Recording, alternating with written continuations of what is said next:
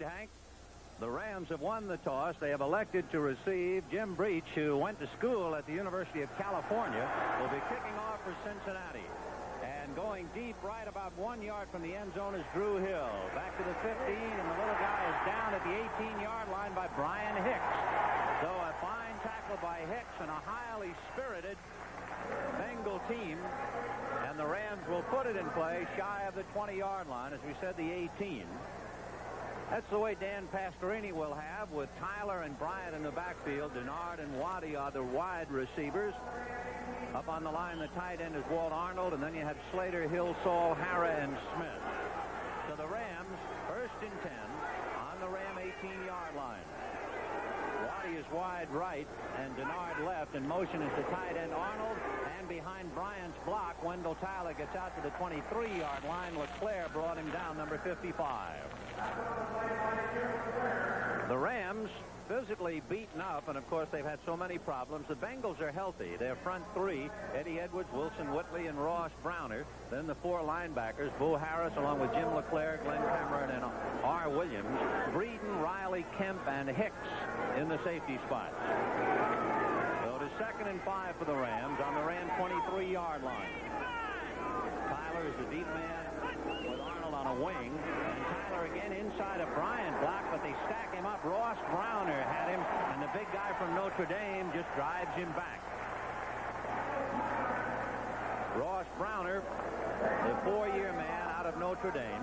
In fact, when you look at the front three, they're all first-round picks. Eddie Edwards, drafted number 1 in 77.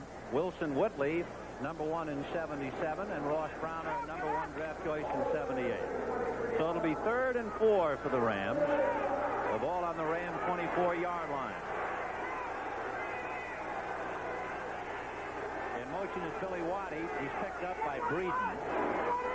And Pastorini will put it up if he can get it off. He got away from Eddie Edwards, and the pass is broken up, intended for Denard. And again, Brian Hicks was the man who made the hit. So he made the tackle on the kickoff and now on the pass. Hank? Yeah, they really reacted very well to the thrown ball. They had to flush Pastorini. They flushed him out of the pocket. He threw the ball on the move. It didn't have very much on it. But number 27, Brian Hicks, came up and made the play. An excellent play by the young defensive back of the Cincinnati Bengals.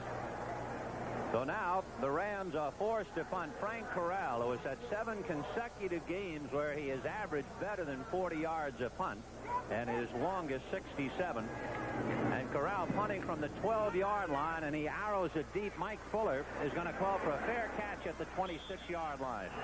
So Cincinnati will put it in play. 1st and 10 on the Bengal 26. The telecast presented by authority of the National Football League, intended for the private use of our audience. Any rebroadcast or other use of the telecast without the express written consent of the Cincinnati Bengals and the National Football League is prohibited. Here's the way Cincinnati stacks up. Kenny Anderson with Charles Alexander and Pete Johnson, the running backs. Chris Collinsworth and Isaac Curtis, the wide receivers. Dan Ross at tight end. Munoz, Lapham, Bush, Montoya, and Wilson up front. 1st and 10 from the 26 for Kenny Anderson.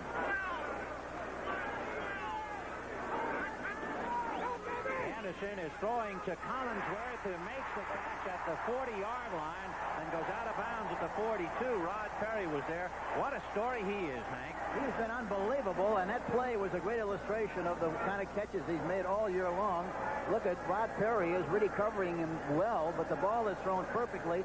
And the key to the success of the play was the fact that Anderson threw it on the outside away from Perry. There was no chance for him to make the play. Collinsworth is a big fella. He is 6'5". And, of course, Rod Perry is only 5'9". So it's 1st and 10 on the Bengal 42. Isaac Curtis is wide right. They stay on the ground with Charles Alexander.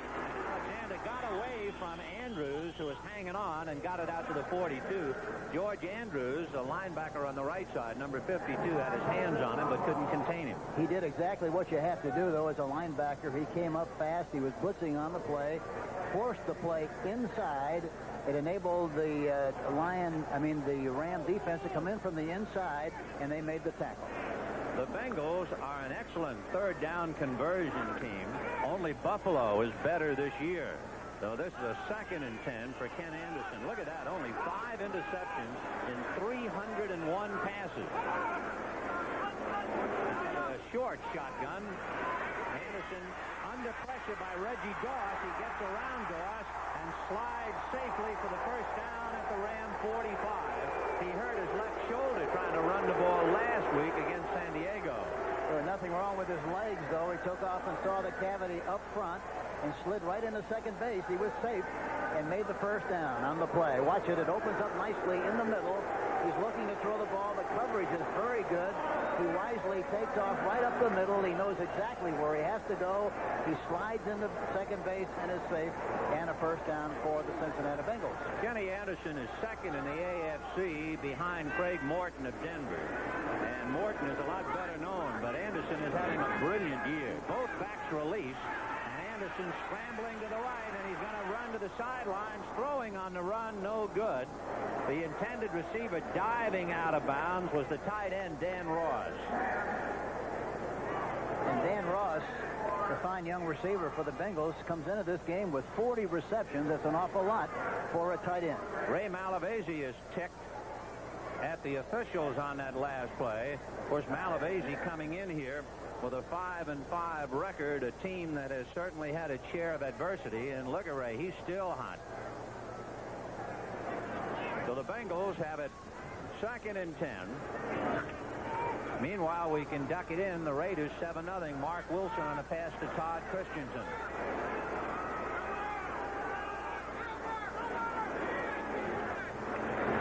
Anderson looking at Isaac Curtis, who's now in motion. And Kenny throwing to Curtis, it came back, and he was upended by Pat Thomas just about at the 45-yard line, so they complete the pass and maybe lose a yard. They do that very well. Talking about control passing, possession kind of passing. He threw the short ball that time, but Pat Thomas, after he made the catch, really made a terrific tackle, and they really don't make much yardage on the play. Isaac Curtis is a big play man. He's averaged better than 17 yards a pass. So Kenny Anderson on a 3rd and 8. And as we said, they're the second best third down conversion team behind Buffalo. That was Mike Fanning jumping around, but he got back. Anderson again out of the shotgun. And he's going to be gotten away from Jack Youngblood. Youngblood, it looked like, was going to nail him from behind. And instead, Anderson gets the first down inside the 35. And for Jack Youngblood, he's really got to be frustrated. Yes, and of course, the thing that frustrates the defense more than anything is the fact that the quarterback from the spread formation must have the capacity to run the ball. And this is exactly what he does. Usually there's some kind of a seam, a cavity in the middle area. He saw it open up, took advantage of it, and ran for another first down. That's the second time in this drive. And, of course, remember, Kenny Anderson is coming in here with a badly bruised left shoulder. They were quite concerned about him. And here he is with the bad shoulder, still running for the second first down he's picked up. The Bengals started the drive on their own 26. And now they have it 1st and 10 on the Ram 34. Anderson going deep over the middle, and a hustling catch by the tight end, Dan Ross, right about at a first down, and depending upon where they mark the ball, he's within inches if he didn't pick it up. Here again, a very simple pocket pass, good protection, throws the ball out in front of the tight end, Dan Ross, 89, who makes the catch.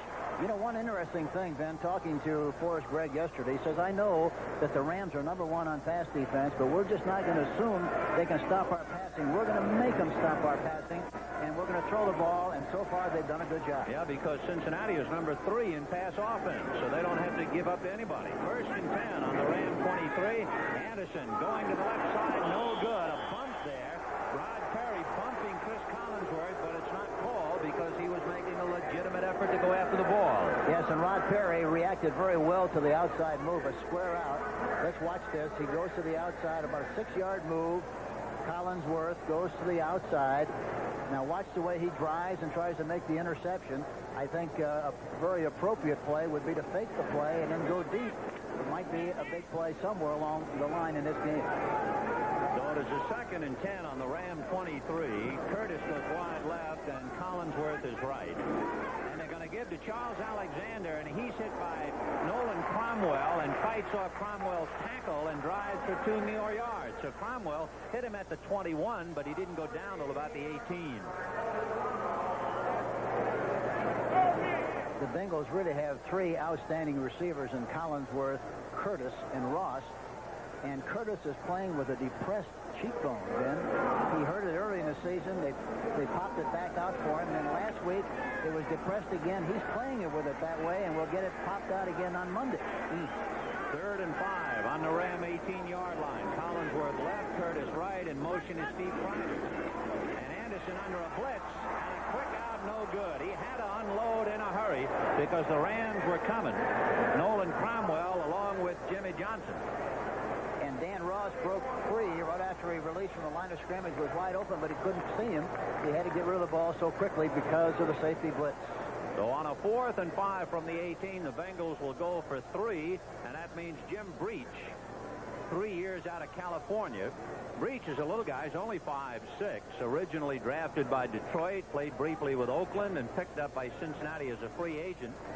4 years in California, he kicked 70 out of 71 points after touchdown, and he's second in the AFC in points. The hold will be at the 27. That'll be a 37-yard field goal effort. There's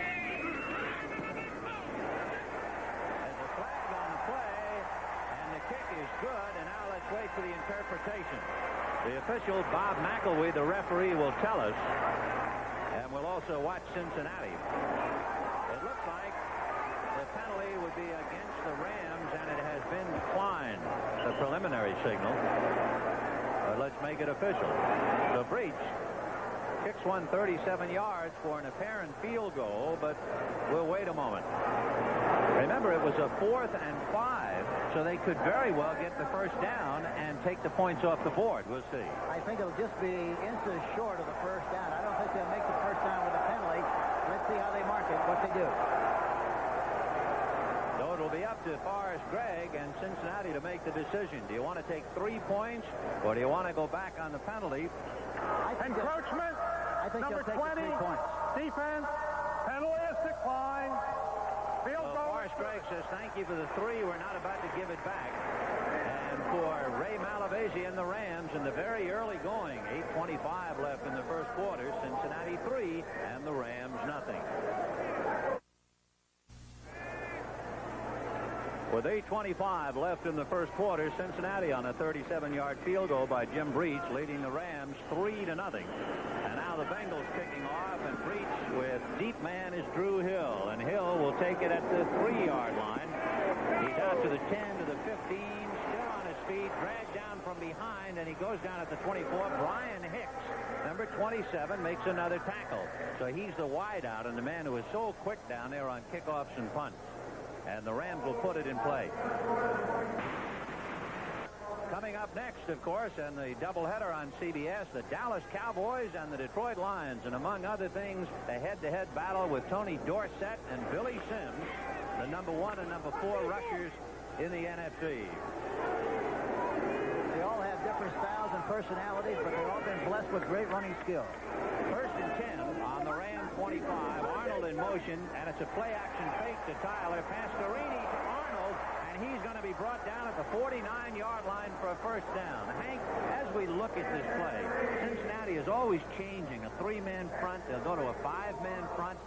What do you do if you're a Ram quarterback to defeat that? Well, first of all, we'll look at this play-action pass executed very nicely by the Rams. Pastorini throws it beautifully to the outside to Walt Arnold, who makes the catch and a first down.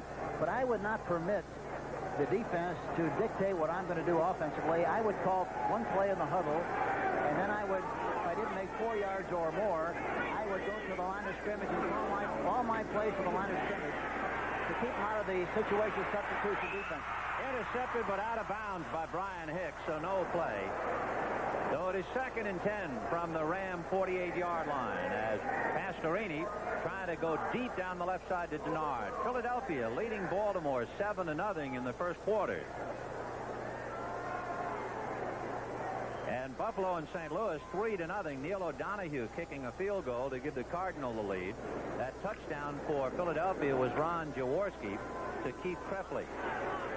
So it is 2nd and 10 on the Ram 48. In motion is Arnold. And this time they go to Tyler, and he's buried. Eddie Edwards hit him high. Down at the bottom is Ross Browner along with Whitley. The ball loose Cincinnati feels that they recovered it. The officials say no. I think he fumbled it after it was jarred loose after he was on the ground. But again, Ben, the question that you asked, I think really is very important for the offense somewhere along the line to take control of the game, and they should not permit the defense to dictate what they have to do. If they go on the line of scrimmage and not permit the situation substitution people to come into the game, they're going to really create some confusion as far as the Cincinnati Bengals are concerned. Isn't that something tough to do, though, with a new quarterback, especially in the middle of the year? No, I really don't think it is. You still have the same plays. You just call them for the line of scrimmage. 3rd and 11 from the 47. Waddy, Drew Hill, and Denard, and Denard's in motion. So Pastorini looking for Tyler, and then throws beyond Tyler and completes the pass to Drew Hill, who caught it inside the 45, and he's down at the 44. He has to get to about the 41, however, for the first down. Pastorini's really got a great gun, an excellent arm. He gets rid of the ball nicely here, reading the defense. Inside pressure by St. Clair, but he gets the ball outside, and it's a completed pass. Drew Hill, number 87, makes the reception. So they down it at the 44-yard line. They figure that's where he was stopped. And that means the Rams will have to give up the football, with Fuller going deep along with Simmons. Fuller's averaging 7 yards a return for punts, and as long as 34. Corral, after having dropped the snap, angling for the sidelines and kicks it out, and we'll see where the point is, about the 30-yard line, I believe. The ball was a bad pass, slithered on the surf, and he's lucky to make the catch and get the ball off. There was not a severe rush by the Bengals, but he luckily got the ball off in spite of that. So the official timeout, Cincinnati leading the Rams 3-0. Ben Scully along with Hank Stram here at Riverfront Stadium in Cincinnati. The Bengals on a 37-yard field goal leading the Rams 3-0. 5 minutes and 47 seconds left to go in the first quarter. And the Bengals, first time they got the ball, went from their own 26 and eventually picked up 3. And now they will start on their own 26 a second time. Isaac Curtis goes wide right. Chris Collinsworth is wide left. The running back to Johnson. And there goes Big Johnson out across the 35. Andrews had him by the horns, and a head-high tackle isn't going to stop Big Pete. Yeah, and of course Johnson's like playing with another guard in the backfield. He weighs 246, and he's like trying to tackle a rolling manhole cover once he gets going, but he's a tough one, and if you don't get him at the line of scrimmage, he's tough to tackle downfield. Pete Johnson is the all-time Cincinnati rusher. This year, he is tied for 3rd in the AFC. He has 8 touchdowns, 7 of them rushing. Big number 46, an even 6, 249 pounds. And he picked up the first down. 1st and 10 from the 37. They'll try Charles Alexander. And Alexander just got by Mike Fanning. Otherwise, they would have lost about 5. And Alexander just about got back to the line of scrimmage. The Ram defensive line really got off the ball in good shape that time. And watch Eckern, number 55, respond to the play. He wards off a block, and gets into the hole, into the action, and makes a beautiful tackle on Alexander. So on the pass, complete out to midfield, and again, Dan Ross, the tight end, making the reception, but there's a flag on the play. So we'll take another look at it.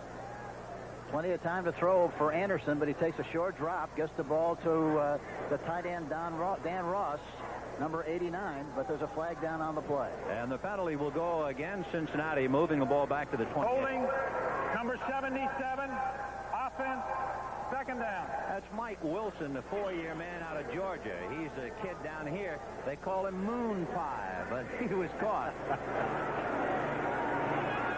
So 2nd and 9. Now suddenly it is 2nd and 20. And the ball back on the 28-yard line. Anderson with Johnson alongside of him out of the shotgun. And they go slot left. Kreider is in the slot. And Anderson with a lot of time to throw deep. Overshoots Curtis. Pat Thomas makes the reception, and Curtis has him by the shirt. So Thomas gives the ball to Perry. And Perry is upended, and down he goes at about the 24-yard line. Steve Kreider, who was going down the left side, came back to make the tackle. A little bit too much indecision once the lateral was made. Here you see Isaac Curtis going deep into the post. He breaks to the middle area, breaks downfield tough, and you see Pat Thomas way behind him. The ball is thrown way too long, and an interception is a result of that long pass. And an official's timeout. Anderson had thrown only 5 intercepts and over 300 passes this year, but he was passing against the #1 pass defense in the NFC, and in this instance, he throws a rare interception to Pat Thomas, who then lateral to Rod Perry, and the Rams put it in play. 1st and 10 on their own 25. As you can see, Pittsburgh leading Atlanta 7-0 in the first quarter. Bryant started on a wing, but now they'll line up in the eye. Tyler is the deep man. Play action fake to Tyler. And the pass is going to be picked off by Billy Waddy, who stepped out of bounds at about the 44-yard line, and it's a first down, Los Angeles. And the safety man that time, Bobby Kemp, blitzing on the play, number 26. He blitzed from the outside. It was like throwing a piece of popcorn at a battleship because he got there way too late. Waddy makes a good outside move, drives the defensive back, Breeden back. They throw the ball right on the money, makes the catch, first down, Los Angeles. So 1st and 10 on the Ram 43. Pastorini has Waddy right and Drew Hill in a slot inside Denard on the left side. Tyler releases to the left, and Pastorini goes to Waddy, an inside turn, and Waddy is down with a flag on the play at the Bengal 41-yard line, but it'll be a penalty against Los Angeles. Okay, the Rams have a good approach going into the game. They're throwing the ball very well. Cincinnati uses a lot of zone coverages. They're throwing in front of the defensive backs and behind the linebackers, and they're very effective with it so far in this contest. The Bengals defensively are number 5 in the AFC, but let's listen to Bob McElwee. Illegal use of hands. Hands to the face. Number 78, offense. That First would down. be Jackie Slater guilty of the infraction. There's another note by the Rams to add to their frustrations. 83 penalties, most in the NFL. How do you interpret that? Does that just mean they're eager and hustling or something else? Usually you find the teams that win the most have the most penalties, and that means they're more aggressive than the other teams who do not have the penalties. Discipline is also involved in it, but usually it's the aggressive nature of the team. 1st and 20 on the Ram 33.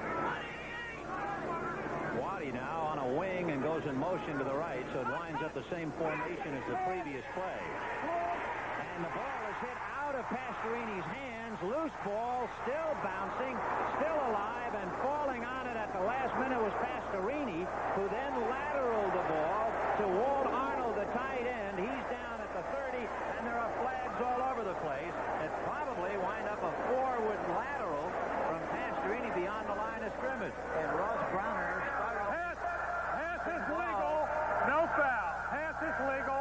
Behind the line of scrimmage. No foul. So Pastorini, watch that loose ball. And watch Ross Browner, number 79, go around the outside. Slater is trying to block him, try to push him beyond the quarterback, but he got his left hand on the ball, knocked it loose as Pastorini was trying to release the ball. Fumble recovered by the offense. Pastorini had it come back to him, see, and now he'll suddenly flip it to Walt Arnold, and Arnold is brought down, and actually, although it is a completed shovel pass, they wind up losing 3 yards, and it is 2nd and 23 from the Ram 30-yard line. Green Bay leading Chicago 7-3. David Whitehurst picking up the 7. Denver on a Craig Morton pass to Riley Odom, leading 7-0.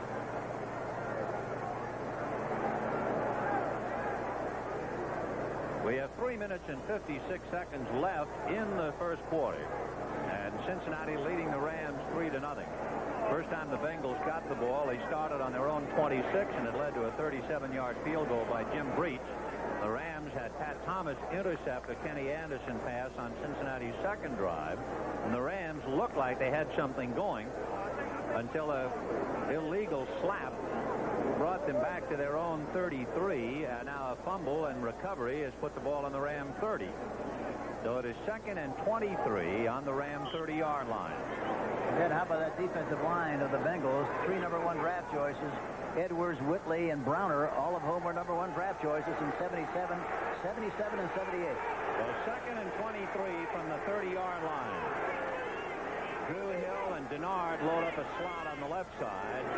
Waddy goes right, and now they have Denard in motion. Pastorini getting some protection and goes short. It's picked off by Breeden. And Breeden is the man who went 102 against San Diego, and he is finally knocked down at the Ram 15-yard line. Louis Breeden, who is playing with a bad groin pull.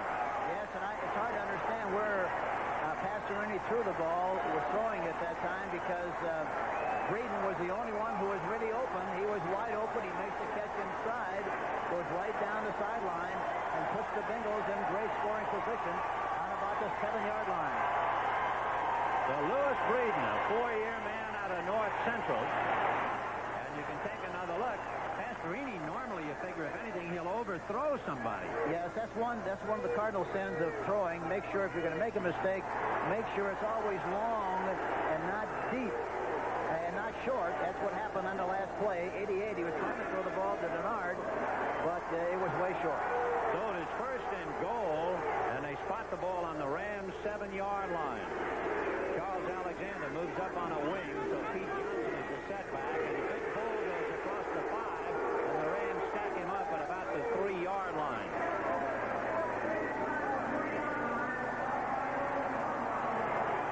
Green Bay leading Chicago 7-3. The Bears led 3-0 on a 36-yard field goal, but David Whitehurst has put the Packers out front. So it'll be second and goal from the 3. This, of course, would be a big gift for the Bengals. Yes, anytime you reduce the size of the field to about 7 yards, well, it's a big advantage, and that's exactly what they've done on the interception. So second and goal from the 3, and they will play action fake to Alexander. The pass to Johnson, touchdown. Pete Johnson all alone. That's his second touchdown pass and his 9th touchdown of the year. Beautiful play action pass. Taking inside and then throwing to the outside. Johnson, number 46.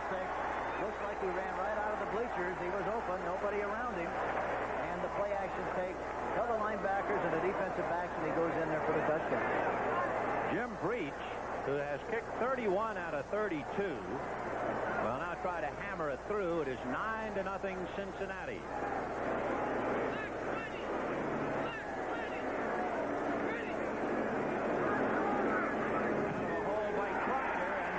Good. So with 3 minutes and 1 second left in the first quarter, Cincinnati has spurted out to a 10-0. That took the momentum away from the Rams. Drew Hill from the 3-yard line. He's been averaging 20 yards a return, but not today. He's knocked down at the 11 by Oliver Davis. Now let's go to New York to Brent Musburger in the NFL Today. Vinny, the Pittsburgh Steelers have just struck first. They lead Atlanta 7-0. And here's the Packer touchdown that you mentioned. Second and goal. Whitehurst throwing. Huckleby out of Michigan for the touch. Let's go back now to Cincinnati and Vin Scully. Okay, Brent. The Rams trying to muster a drive. They're down 10-0. It'll be first and 10 Los Angeles on their own 16. And had they not called that penalty against Slater, remember when Pastorini really looked like he had them under a full head of steam. Yeah, they moved the ball pretty well. They just made him a couple of mistakes to stop themselves. Waddy is in motion. And they go to Cullen Bryant, and the big guy keeps spinning across the 25, and he might have made the first down. If they give him the full stretch of the arms, he'll pick it up. Otherwise, he'll need an inch or two. You know, and Bryant is a big, strong running back. They run him outside quite a bit, but he's very, very effective when he's running north and south, straight ahead. Cullen Bryant has 1 touchdown rushing this year. He's been averaging 4 yards a carry, but he's not a big play man. His longest run, 20 yards. And they're measuring now to see if he made it by an inch, and he didn't. We told you if they gave him the arm stretch, he had it. Instead, he's about 2 inches away. And Cullen Bryant really is kind of a chain stretcher, change mover, as far as a runner is concerned. A first down runner, possession kind of a runner. He's very effective, and that's what it's all about. You have to make first downs before you make touchdowns, and he does that very well. And he holds on to the football, Hank, which is a coach's delight. So second and inches. The Rams started to come up to the line of scrimmage, and now it was an official timeout for measurement, so now they are told to whistle up and shape up. And so Denard and Waddy go on a slot left. Arnold is on the right side. And he has Tyler and Bryant behind Pastorini. And they will go to Tyler, and Tyler got by Eddie Edwards. Edwards hit him and would have stopped him, but he spun away from Edwards and got the first down. Edwards is 256 pounds. That's a lot of man to spin away from. Yes, and what happened on the play, really, he got penetration, came across and up the field. Had he come in a little tighter, he'd have really got a beat on Tyler. But Tyler did a good job of spinning his way through the revolving door, so to speak, and made the necessary yardage for the first down. Wendell Tyler, of course, as Cincinnati gets a little cheer quietly from the fans with that banner. First and 10 on the Ram 28. And it's a quick pass to Billy Waddy, and they pinch him down at the 36-yard line. Breeden made the tackle as Harris, the linebacker, went flying by. And as you said, Hank, Pastorini gives you the feeling that he can move this club against Cincinnati. Yeah, they just have to, one thing they have to do, they have to exercise patience. They can't try to get it all back in one or two plays. They have to move the ball down the field, take what they're being given. They're using a lot of zone, and really, I would really work on Breeden as much as I possibly could when it's one-on-one, like they have most of the time, away from the tight end. Second and 2 on the 36-yard line. And he'll go to Bryant. He is slowed down by Williams, and that breaks the play up. A fine play by Reggie Williams, a Dartmouth man, who hooked him and broke up the play. Reggie Williams, 57, was blitzing on the play. You talk about guessing right. That time the defense guessed right. The offense did not guess right. And for that reason, the defense won 57. Reggie Williams makes a great play. So it is 3rd and 3 on the Ram 35. They started on their own 16-yard line. So it's a big play for Pastorini to try and keep his ball club alive. Waddy is on a wing, and Denard is wide left, but now they load up the left side. And they go away from that with Bryant, and Bryant picks up the first down and is knocked out of bounds inside about the 47-yard line. So they loaded left and ran right. Well, you talk about a surprise call, 3rd and 3. Normally that's a passing situation. He crossed him up. It's a great call by Dan Pastorini. Got him running all over the place, and then ran the sweep to the outside with Cullen Bryant. They're all jammed up inside. Jim LeClaire, the inside linebacker, got caught inside. For that reason, Bryant was able to pop to the outside and make the yardage. The furthest penetration for the Rams so far, they had a 4th and 2 on the Bengal 44. Now they have a 1st and 10 on the Ram 47. A draw to Cullen Bryant, and he's to about the 49-yard line of Cincinnati. And again, the Rams are doing a good job of picking their way and being patient, and that's what they have to do. It's a long way before the end of this contest is over, and they have to do what they're being given, and that's what they're doing at this stage of the game. Bryant on a draw play. Linebacker blitzing inside, ran right through the arm, and popped through there for a nice gain. And that's the end of the first quarter as the Rams pick up a first down on the Bengal 47. Now it'll be 2nd and 6. 10-0. Sports coverage of the National Football League is sponsored by Mercedes-Benz, engineered like no other car in the world. And by Atari, a division of Warner Communications.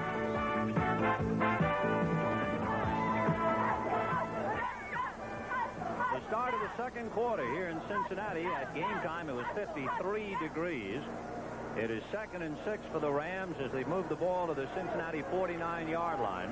Pastorini will send Denard to the left. Arnold, the tight end, is on the right side, and they load up the backfield, but then Billy Waddy comes out of it.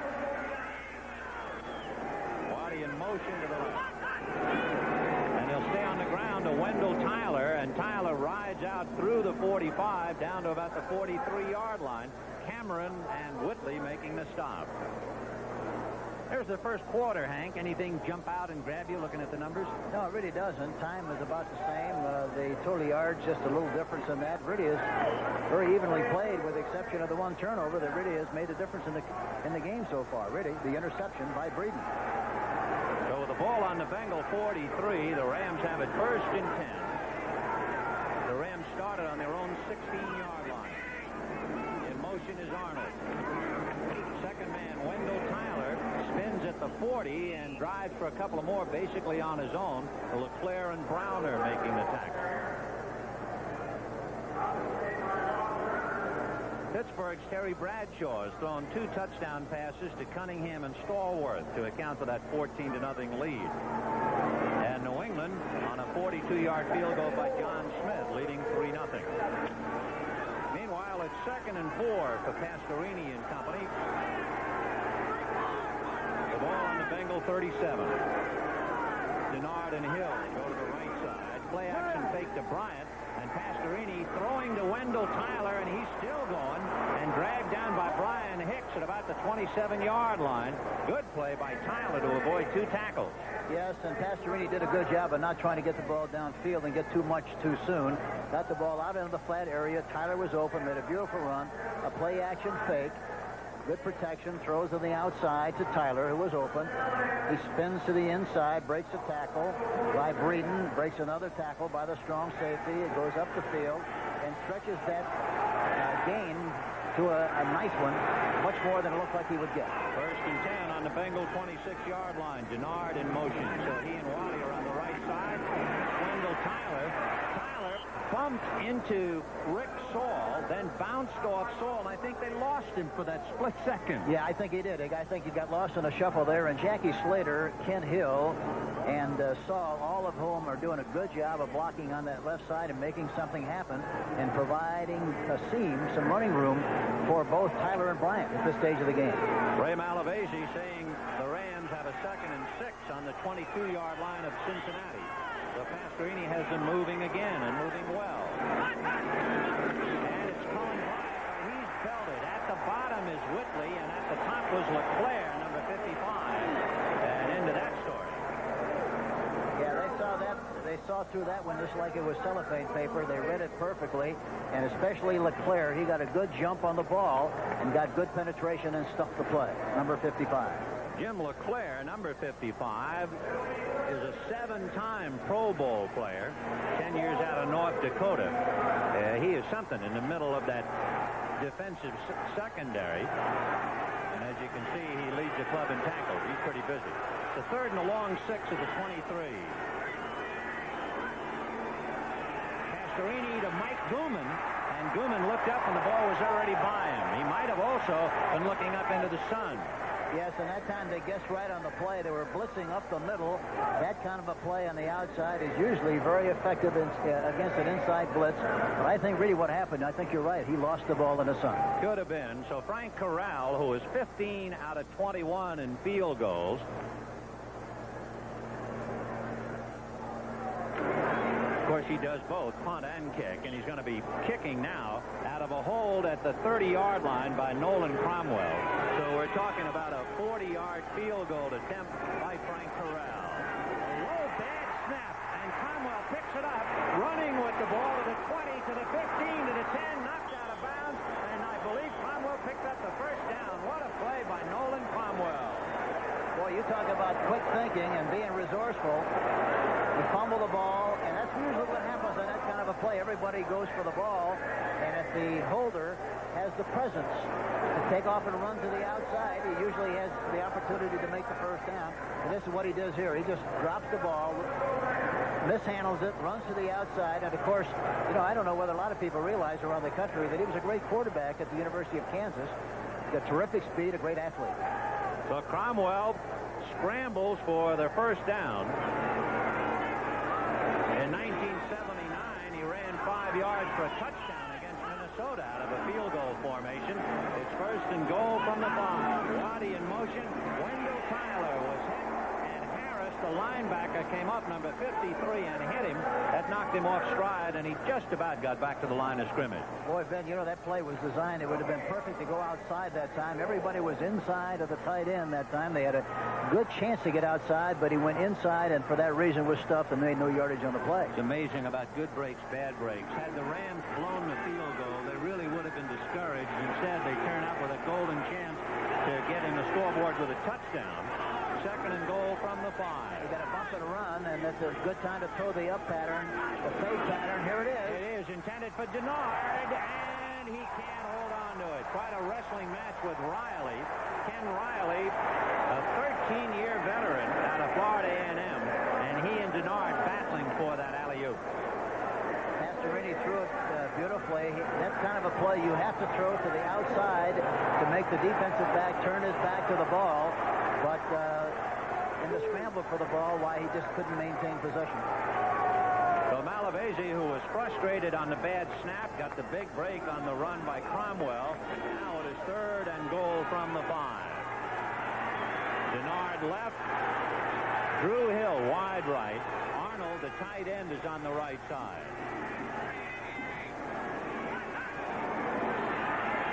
Pastorini going to the side. No good. Intended for Denard. Lewis Breeden was right there to break it up. Oh, that's Breeden really made a great play. Beautiful play. And knocks the ball loose. Well, a great anticipation that time, just like a center fielder playing a baseball. He got a good jump on the pass. And remember, Breeden is not 100%. He's playing with a severe groin pull. He had that 102-yard interception return against San Diego. You see all the stunning that happens inside. Ball is thrown outside. And you see Breeden get a good jump on the ball and knocks it down. But Cromwell will hold at about the 13-yard line. 23-yard field goal attempt. The kick is up and the kick is good. So at least the Rams don't come up empty. Although they were certainly first frustrated, then got a big break. Frustrated again, and they settled for the 3-point. 10:40 to the half. Ben Scully along with Hank Stram. Cincinnati leading Los Angeles 10-3. And, of course, that doesn't nearly tell the story of what went on during that drive. 17 plays. And Corral finally getting the 22-yard field goal. Now Corral kicking off and going deep is David Verser. And the wide receiver will not take it out of the end zone. So the Bengals will put it in play. 1st and 10 from their own 20-yard line. That rookie out of Kansas is quite a player. We'd like to remind you next week, CBS Sports Saturday brings you more great championship boxing action. Alexis Arguello defends his WBC lightweight crown against devastating body puncher Roberto Elizondo. Arguello, fresh from his knockout victory over Boom Boom Mancini, promises to be a great matchup. See ringside. Elizondo, 23-1, is ranked 3rd by the WBC. Arguello, his 17th consecutive title fight. 1st and 10 from the Bengal 20.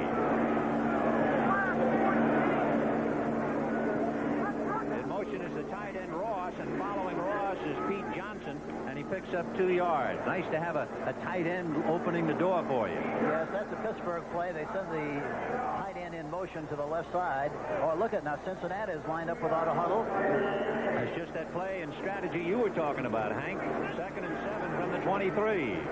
Anderson going to release to Johnson. He's at the 25. Fights off an attempted blocking tackle by Johnny Johnson and moved just about for the first down at the 30-yard line. So Johnson couldn't take him down with a normal tackle. You see on second and 6 or so, the Rams like to bring in 6 defensive backs. They did not permit them to do that time. Made them cover with the people they had in the game, and it was very effective. And it was a Johnson and Johnson play with Johnny at 185 trying to bring down Pete, who's 249. And it's a first down for Cincinnati. 1st and 10 on the Bengal 31. Collinsworth goes left. Curtis is wide right. Anderson looking and throwing to the left side, in and out of the hands of the intended receiver Collinsworth, and almost picked off by George Andrews, the linebacker. You know, one thing about Anderson, talking to Forrest Gregg yesterday, he is wearing flak shoulder pads in this game because of the injury that happened last week. He likes the pads very much. They're light. They're very protective. They like them so much that the linebacking core of the Cincinnati Bengals also use flak shoulder pads. And while we're talking about that, the Ram linemen have gotten together and agreed that they're not going to shave until they get it all together, both offense and defense. There's going to be a bearded Ram team for at least a week. 2nd and 10. Anderson, a quick hurry pass complete on a great catch. And again, the tight end, Dan Ross, able to beat Johnny Johnson up at about the 42-yard line for the first down. Boy, they had a blitz on that time. It was amazing. Watch Watch Ross come off the line of scrimmage. Johnny Johnson covering man for man. I don't know how you can cover much better than that, but the ball was thrown beautifully right at the numbers and out in front, and a perfect reception. A beautiful throw there by Kenny Anderson. So it'll be 1st and 10 just across the Bengal 42-yard line. Dan Ross out of Northeastern. He was a second-round draft choice 2 years ago. Boy, they got some fine young players. 1st and 10. In motion is Alexander. No good on a good hit by Rod Perry to lodge the ball loose. Boy, he looked like he had the ball, and you have to credit Rod Perry, number 49, with a good shot to jar the ball loose, and it falls incomplete. That was a time pattern. Goes right back into the pocket and delivers the ball right on the money. But Rod Perry, number 49, does a super job. Collinsworth is a kid who was raised around Cape Canaveral in Titusville. In fact, Chris Collinsworth went to Astronaut High School, which should be saluted now that Columbia is home. 2nd and 10 on the Bengal 43. Anderson with Johnson staying in the block. To Ross, and he makes a leaping reception at midfield, and then the Rams tie him up. Jim Youngblood on top of him, number 53. And Ross, the only reason he made that catch, watch from the shotgun formation, Ross came back for the ball. Had he waited for the ball, he never would have been able to make the reception. Watch, he comes back for the ball right in front of Irvin that time, and for that reason was able to make the catch. I'm surprised it didn't register on the Richter scale, because Mike Fanning, who is 260, hit Pete Johnson, who is 249, head on behind the line of scrimmage. And Anderson, thanks to the block by Johnson, got the pass away. So it is 3rd and 3 from midfield for Kenny Anderson and the Bengals, leading 10-3. In motion is David Verser. Johnson again staying in the block. Youngblood, and the pass is broken up. Intended for Verser, and right there was Pat Thomas. Verser had a jump that time. He really had a jump. Looked like he was going to be open coming out of the backfield. The ball was thrown right over the top. But Pat Thomas, number 27, was right there to make the play. Beautiful play by Pat Thomas. You know how good David Verser is. He's from Kansas, and the offensive coordinator at the University of Kansas is a former Ram quarterback, John Hadel. And Hadel said even now he's better than most of the receivers that I had in the pros. And when you talk about having a receiver like Lance Allworth, why, that's really saying something. Now, 4th and 3, and Pat McAnally, the number 1 punter in the NFL, will get it away from the 40-yard line. Leroy Irvin will let the ball roll, and it will go through into the end zone. So on the touchback, the Rams will take over and put it in play. 1st and 10 on the Ram 20-yard line. With 8 minutes and 4 seconds to the half, Cincinnati 10, Los Angeles 10, and the Rams 3, 8 minutes and 4 seconds to halftime. And talking about halftime, you'll have Brandon Erb with scores and highlights, and our feature, Jack Whitaker's Legends of the Game, Frank Gifford. And of course, since this game is seen in Los Angeles and Frank went to SC, there'll be some added interest on that one. 1st and 10 from the Ram 20-yard line. In motion is Preston Denard, picked up by Riley, and it's Cullen Bryant grabbed right at the line of scrimmage. Ross Browner, number 79, the big man out of Notre Dame. And by the way, there are a lot of people who talk about you draft Notre Dame people and you get burned, but this fella has certainly done a great job. Yeah, and I don't know whoever said that. I don't know where.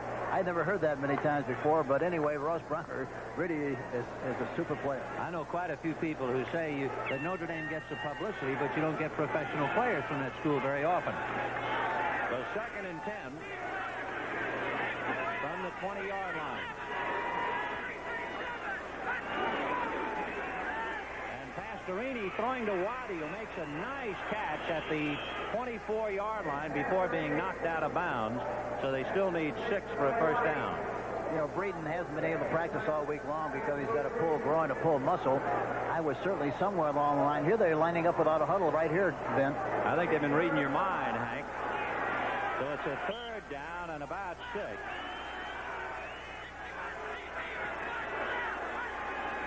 Pastorini with both backs flaring, and he's looking over Tyler's head, and the pass intended for Denard, and he let him too much. And Wendell Tyler was really open in the shorter area. Would have been enough for the 1st down, but Dan did not see see that move. It was a good one that kept the defensive backs off the field, plus it kept another lineman off the field. So it is 4th and 5 on the Ram 25. And actually, this is the first time that Cincinnati has bottled up the Rams today, where the Rams get the ball and can only handle it for a couple of plays. 4th and 5, and Frank Corral standing on his 10-yard line. The twin safeties are Simmons and Fuller for Cincinnati. And it will be a fair catch inside the 40-yard line by Simmons. He'll take it at about the 42-yard line. So the Bengals in excellent field position, and they're leading 10-3 with 7:17 to the Run Stadium. As we send you the story, Cincinnati leading Los Angeles 10-3, 7:17 to the half. And don't forget next, our doubleheader, the NFL on CBS, the Dallas Cowboys and the Detroit Lions, head-to-head confrontation in one respect with Tony Dorsett and Billy Sims. That should be something. Yeah, that'll be a lot of fun to see. 1st and 10 on the Bengal 42. In motion is Charles Alexander. And they stay to Johnson, who just moles his way almost to the 45-yard line.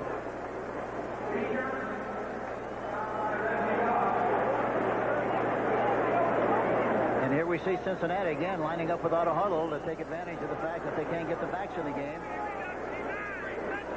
2nd and 7 from the 45. Anderson looking, scrambling. Mike Fanning is chasing him, and he decides to go down, and Johnny Johnson wraps him up. The crowd thought it was a hit, but it wasn't. Johnson alertly just covering the fallen Anderson, who went down on his own. Yes, you have to make sure he's down. If you don't touch him, why, he could get up again and start running again, and that's why he did that as a precautionary factor really on the play. So Anderson back to the 42-yard line.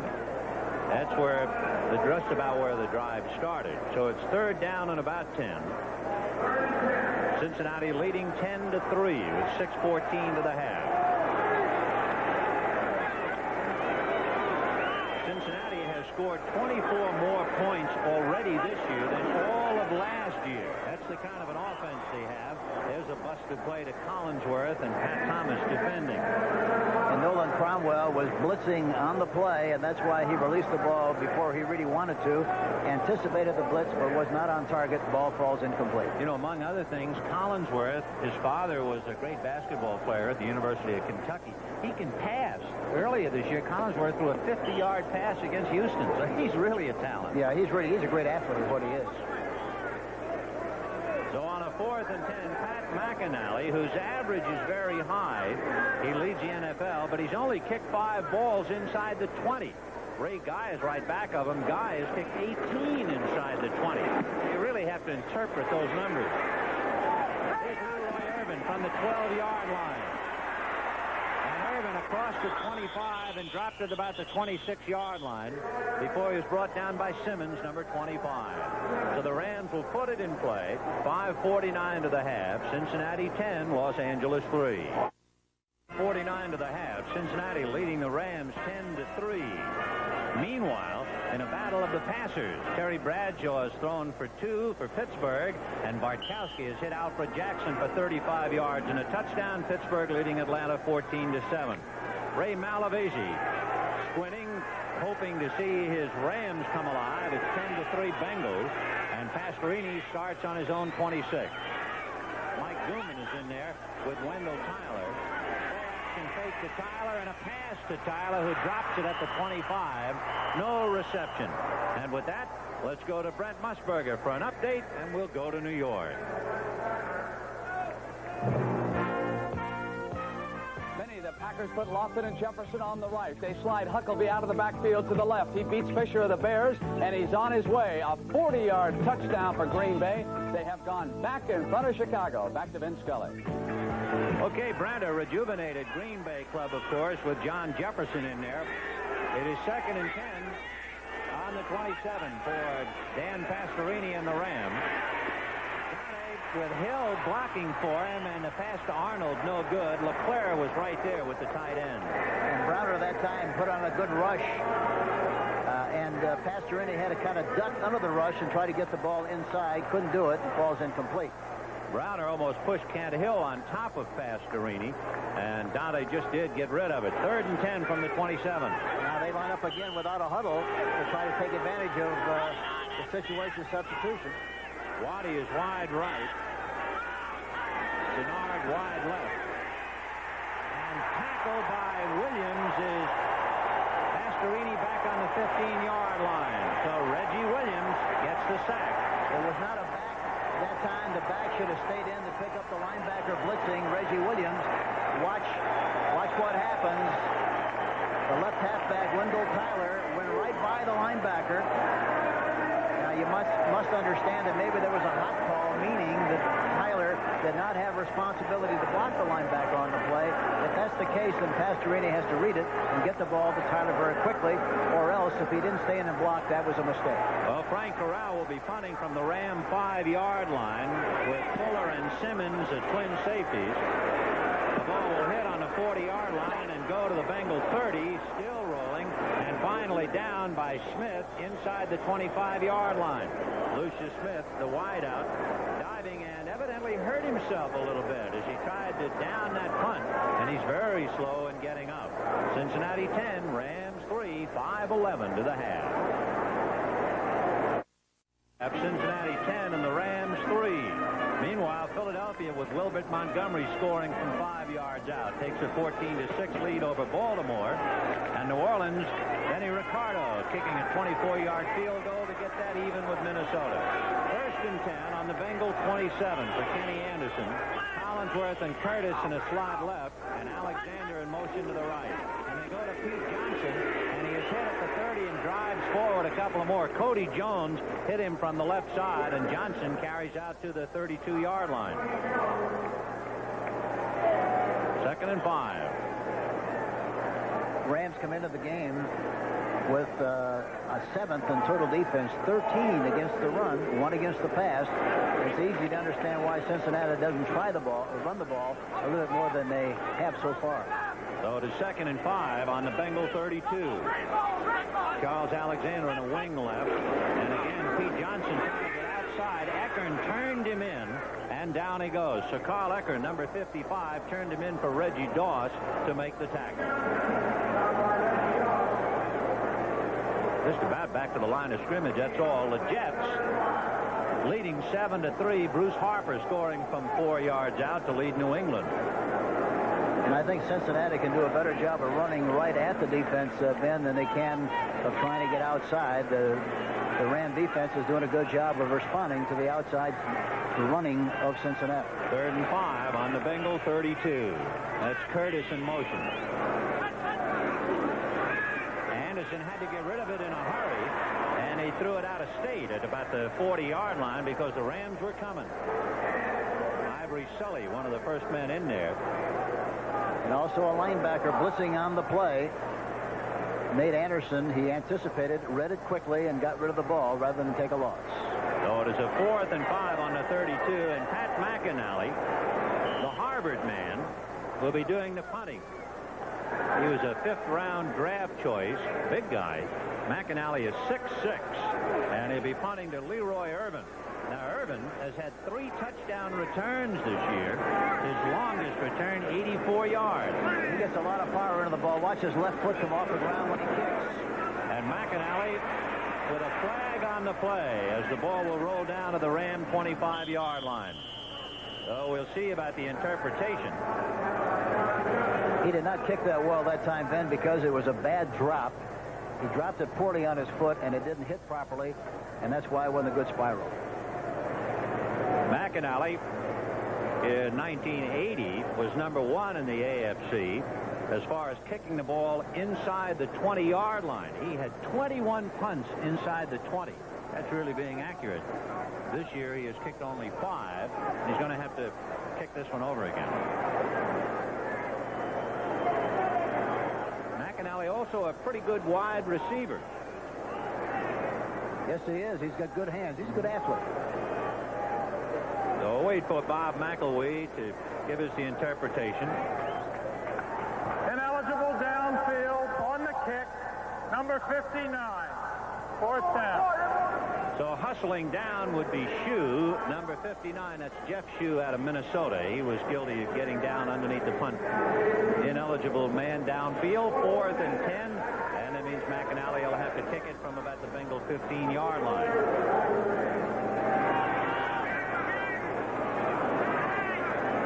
And again, Leroy Irvin standing on the Ram 30. He's averaged almost 16 yards of punt return. He's one of the leaders in that category, calling for a fair catch at the 35. So the Rams gave up the ball after taking over on their own 26, and on an exchange of punts, they actually pick up 9 yards, and they'll have it 1st and 10 on their own 35. Time left to the half, 3 minutes and 34 seconds. Don't forget the doubleheader today on CBS for the Dallas Cowboys and the Detroit Lions. Cowboys tied with Philadelphia, and we'll be keeping track of the Eagles, of course. They're leading. 1st and 10 on the Ram 35. 10-3 Cincinnati. Coach Breeden hadn't practiced all week long. I was somewhere along the line, just down deep. Here comes Wendell Tyler. In trying to get out of the way of one man, he ran into another, which is usually the case. And the other man to wrap him up at the bottom was Ross Browner. You know, they're really trying to protect Breeden. It's very obvious. They're using a lot of double coverage on his side to protect him and keep him from having to cover long. But I think any time that you see him one-on-one with one of those receivers, I think it'd be very wise for them to go up on top and try to see how he's going to respond with that full groin. Denver leading Tampa Bay 7-0. Pastorini is 7 for 16 for 71 yards. 1 interception by Louis Breeden. They'll stay on the ground again. Wendell Tyler. Tyler buying a couple of yards at best, got across the 40. He has to get out to the 45, and I don't think they'll give him that extra lunge. Take a look at the building of a professional football team, the roster breakdown. Yeah, they're very similar, drafting 34 players. Talking about the Rams, and Cincinnati drafted 35 players. Free agents are about the same, so the philosophy is very much the same. And of course, we mentioned Cincinnati now loaded with first-round draft picks. He made the first down at the 45, so they gave him that extra effort. Play action fake to Wendell Tyler, and Pastorini, no good. Intended for Preston Denard, and right there with him was Brian Hicks.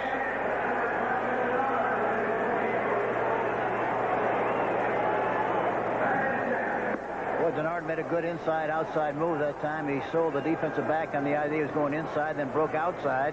The ball was thrown way out in front, falls incomplete, but it was a good move on the part of Denard. So we have a 2nd and 10.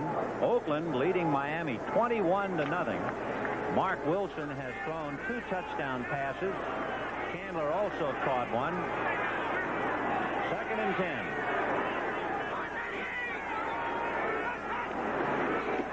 Mike Gooman, and Gooman grabbed by Reggie Williams, and down he goes. Are you a little surprised that they're staying on the ground like this, Hank? Well, I think they're concerned about the pass rush and trying to just keep the defense honest by running at him on occasions. That time, nobody blocked the linebacker again. Number 57, Williams, and that's why he made the tackle. The 2 minutes to the half. It is 10-3 in favor of Cincinnati, and Dan Pastorini, after huddling with Lionel Taylor and Ray Malavasi, will have a 3rd and 12 on the Ram 43. Pastorini, interestingly enough, is the 4th starting quarterback for the Rams in the 4 games ever played against Cincinnati. Roman Gabriel in 72, James Harris in 76, Pat Hayden in 78, Pastorini in 81, and there's a message to be learned from that. They've really been dealing.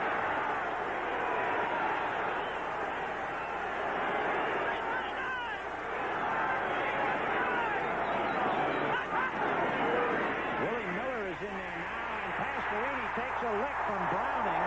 Browning appeared like he beat Jackie Slater. He just ran around, and after he was trying to stop him, well, he just decked Pastorini.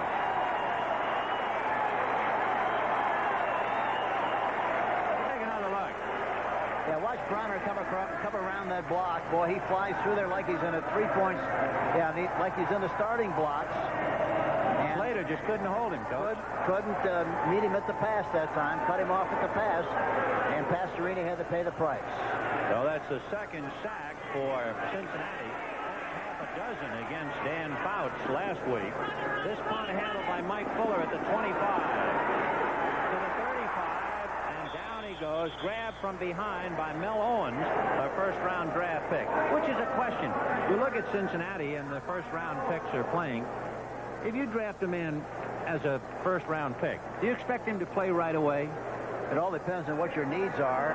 I know a lot of the great players we had at Kansas City, they stepped right in and played for us. And I think one thing is important. If you draft an offensive lineman, number one, he has to be a player that's going to be able to play at least 10 years for you. And the running back has to play at least from 5 to 7. Now, what about a linebacker? Do you put any kind of a bottom line on years for him? Well, the same thing. We felt, you know, Bobby Bell, Willie Lanier, and Jimmy Lynch, all those players played for an extended period of time for us. Bobby Bell, for example, played for, I think, for 11 years. All right, on the punt. Cincinnati with the ball at the 25-yard line. They'll have it first and 10. We have a minute and 33 seconds left to the half. 10-3 in favor of the Bengals. Bengals came in here 7-3. The Rams 5-5. Anderson going upstairs, and Mike Fanning just missed him. Now he throws on the run, no good. Boy, Fanning had a chance to drop him and just missed. You know, and Johnson that time did an unusual thing. Anderson was running out of the pocket, and instead of stopping and being able to make the catch, he ran downfield and actually ran away from the ball, literally ran away from the ball, and had no reason at all to make the catch. You can see Anderson's numbers, and the only thing really startling about it, the fact that he's thrown an interception. Anybody who had over 300 passes and only 5 interceptions, it was intercepted today by Pat Thomas. Second and 10 from the 25. And it's a draw to Pete Johnson, and the big guy across the 30-yard line, he just shook Reggie Doss off his body and kept going. Well, he's big and he's strong, and he makes a lot of people miss tackles, especially when he gets up ahead of steam. As I mentioned, he weighs about 246, and he is really tough. And, of course, Reggie Doss weighs 267. He just couldn't hold on to him. Kenny Anderson, he's quite a story from little Augustana in Illinois. And, of course, you remembered him and knew him long before the world did, really. Yes, Andy Gustafson, when he was still at the University of Miami, had the All-Star game in Miami, and he was desperately in need of a quarterback. We knew about Anderson from Augustana, and so we recommended that he take him into the All-Star game, and Anderson did a super job, and then was drafted by the Cincinnati Bengals. Now, let me ask you, in your heart of hearts, are you sorry that you recommended him so that the rest of the world found out about him? You could have kept it quiet and maybe drafted him yourself. Well, I really am not naive enough to think that we were keeping it quiet. I think everybody, other teams in the league knew about him also, and that's why he was drafted, especially Cincinnati. I'd like to be able to take credit for that, but that's not the case. Kenny Anderson, by the way, has had a difficult year despite all of his impressive numbers. And a reminder, Brandon Erb with scores and highlights. Jack Whitaker's Legends of the Game concentrating on Frank Gifford at halftime. Kenny Anderson, his 6-year-old son, had a serious blood disorder. In fact, he was saying the boy suddenly had bruises all over his body. And Kenny said, I told my wife, hey, the neighbors are going to think we're beating up this boy. So they checked and found out he had a serious blood disorder, but thank God he's okay. 3rd and 3 on the Bengal 32. Kreider is in there on a wing on the right side. 6 defensive backs in the game for Cincinnati, or for the Rams. Intended for Isaac Curtis, no good. Well, I mentioned Isaac Curtis was playing with a depressed cheekbone. He also has a broken finger, a little finger on his left hand. And but in spite of all that, he's still playing. Like a lot of players in the National Football League, you have to play with a lot of hurts. And I think the old saying, if you play without pain, you play in vain, is certainly true at this stage of the season. Pat Leahy has kicked a 47-yard field goal to give the Jets a 10-3 lead over New England. And it is 4th and 3 with a minute and 10 seconds to the half. And you can see Pittsburgh is halftime leading Atlanta 14-7. McAnally will be punting from the 20. And angling deep to the right side. And there's Leroy Irvin at the Ram 30 to the 35. Irvin to the 40, 45. Bumping into his man. are thrown now. David Verser for Cincinnati and Lucius Smith for the Rams were throwing some punches. And it appears there was a flag down on the play, too. I don't know whether he dropped one or not, but at least it looked like he did. Jim Collins, the rookie out of Syracuse, the linebacker for the Rams, was very much in on the block as Urban was bringing that ball back to about the 40-yard line, and we'll see the interpretation of this huddle. The referee, Bob McElwee, the umpire, Al Conway, and the head linesman, Norm Craxett. The line judge is John Everett, the back judge, Ray Douglas. Bob Rice is the side judge, and the field judge, Ed Merrifield. McElwee is number 10, the referee, and the umpire, number 7, is Al Conway. So we'll see. We have 58 seconds to the half. Would you go for the 7? Would you start cranking up Pastorini? I would do. You're going to have to wait and see what the defense gives you. But Personal foul. Personal foul. Number 23 on the receiving team. Personal foul. Defense. Another personal foul. Receiving team. Offsetting foul after the play. First down. So, in other words, the personal foul was the punches thrown by David Verser of Cincinnati and Lucius Smith of Los Angeles. They cancel each other out, and the Rams in excellent field position now after a good return by Leroy Irvin. Yes, to answer your question, I would certainly try to make something happen. You have good field position, and I would try to make something happen and try to get something on the board before halftime, whether it be 3 or 7. Sure like to try to get something. So it is 1st and 10, and they spot the ball right at midfield. In fact, just shy of it now. They'll put it down at about the 49-yard line of Los Angeles. And again, the umpire and the referee having the huddle over the football. Timeout a moment. And they're not sure, evidently, over that last call. Maybe there's more to it than that. So Yeah. we'll wait a minute. They're going to have another staff meeting. Yep.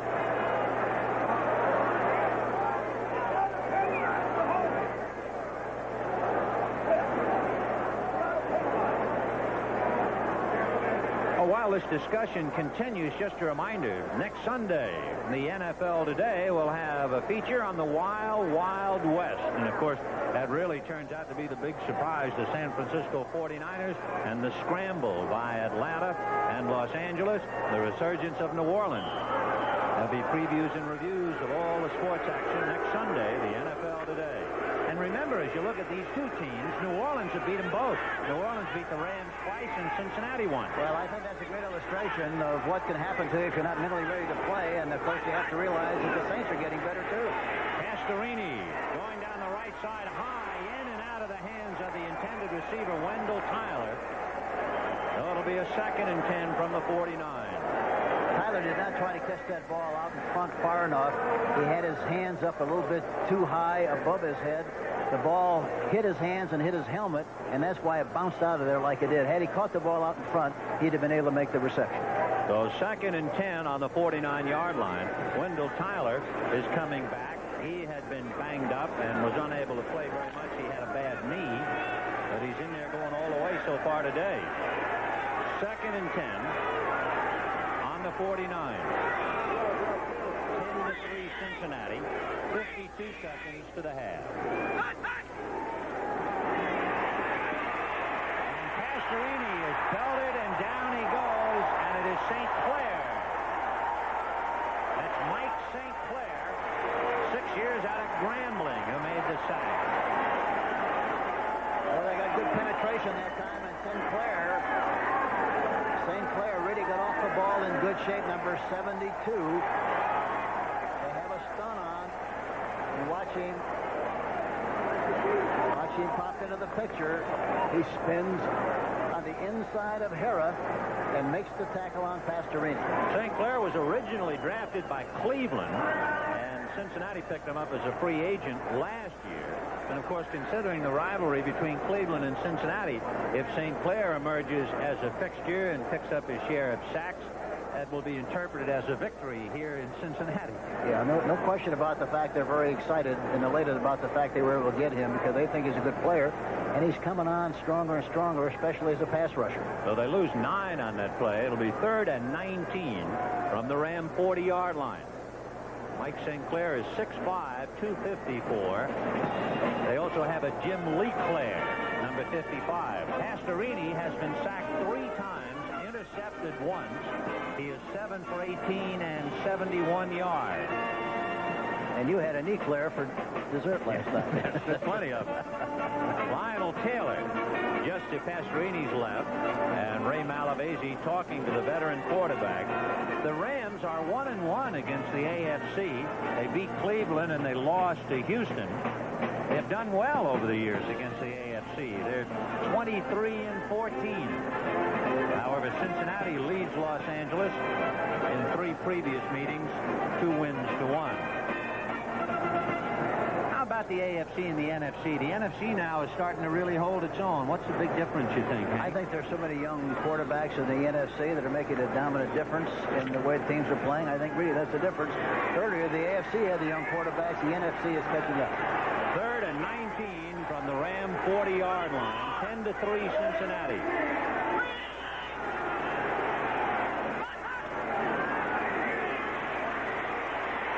Edwards out of the way, and no good. Intended for Willie Miller, and Harris gives him a lick anyway. Miller trying to make a fingertip catch and couldn't hold on to a hard-thrown ball. Yeah, the ball was thrown a little bit behind him. He was trying to catch it and just couldn't hold on. Got a good shot in the process, and now the Rams are going to have to kick. So on a 4th and 19, 25 seconds to the half, and Frank Corral will be punting to Mike Fuller and to Johnny Simmons.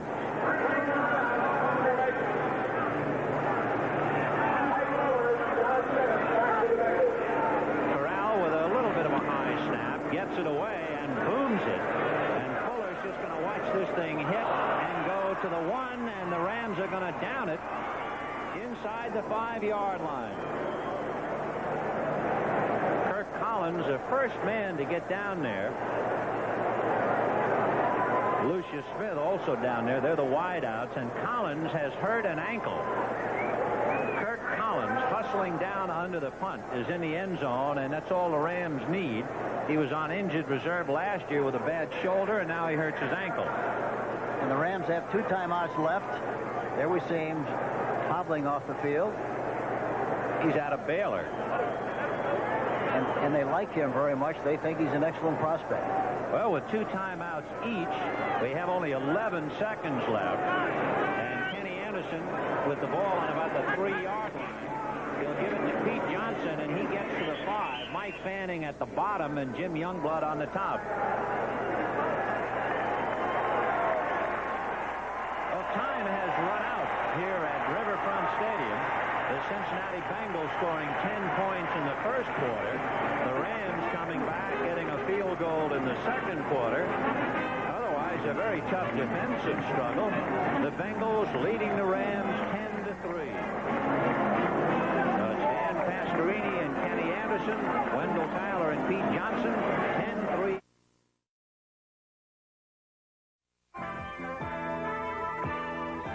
Sports coverage of the National Football League is sponsored by Lowenbrau. When it's time for the taste of a truly great beer, let it be Lowenbrau.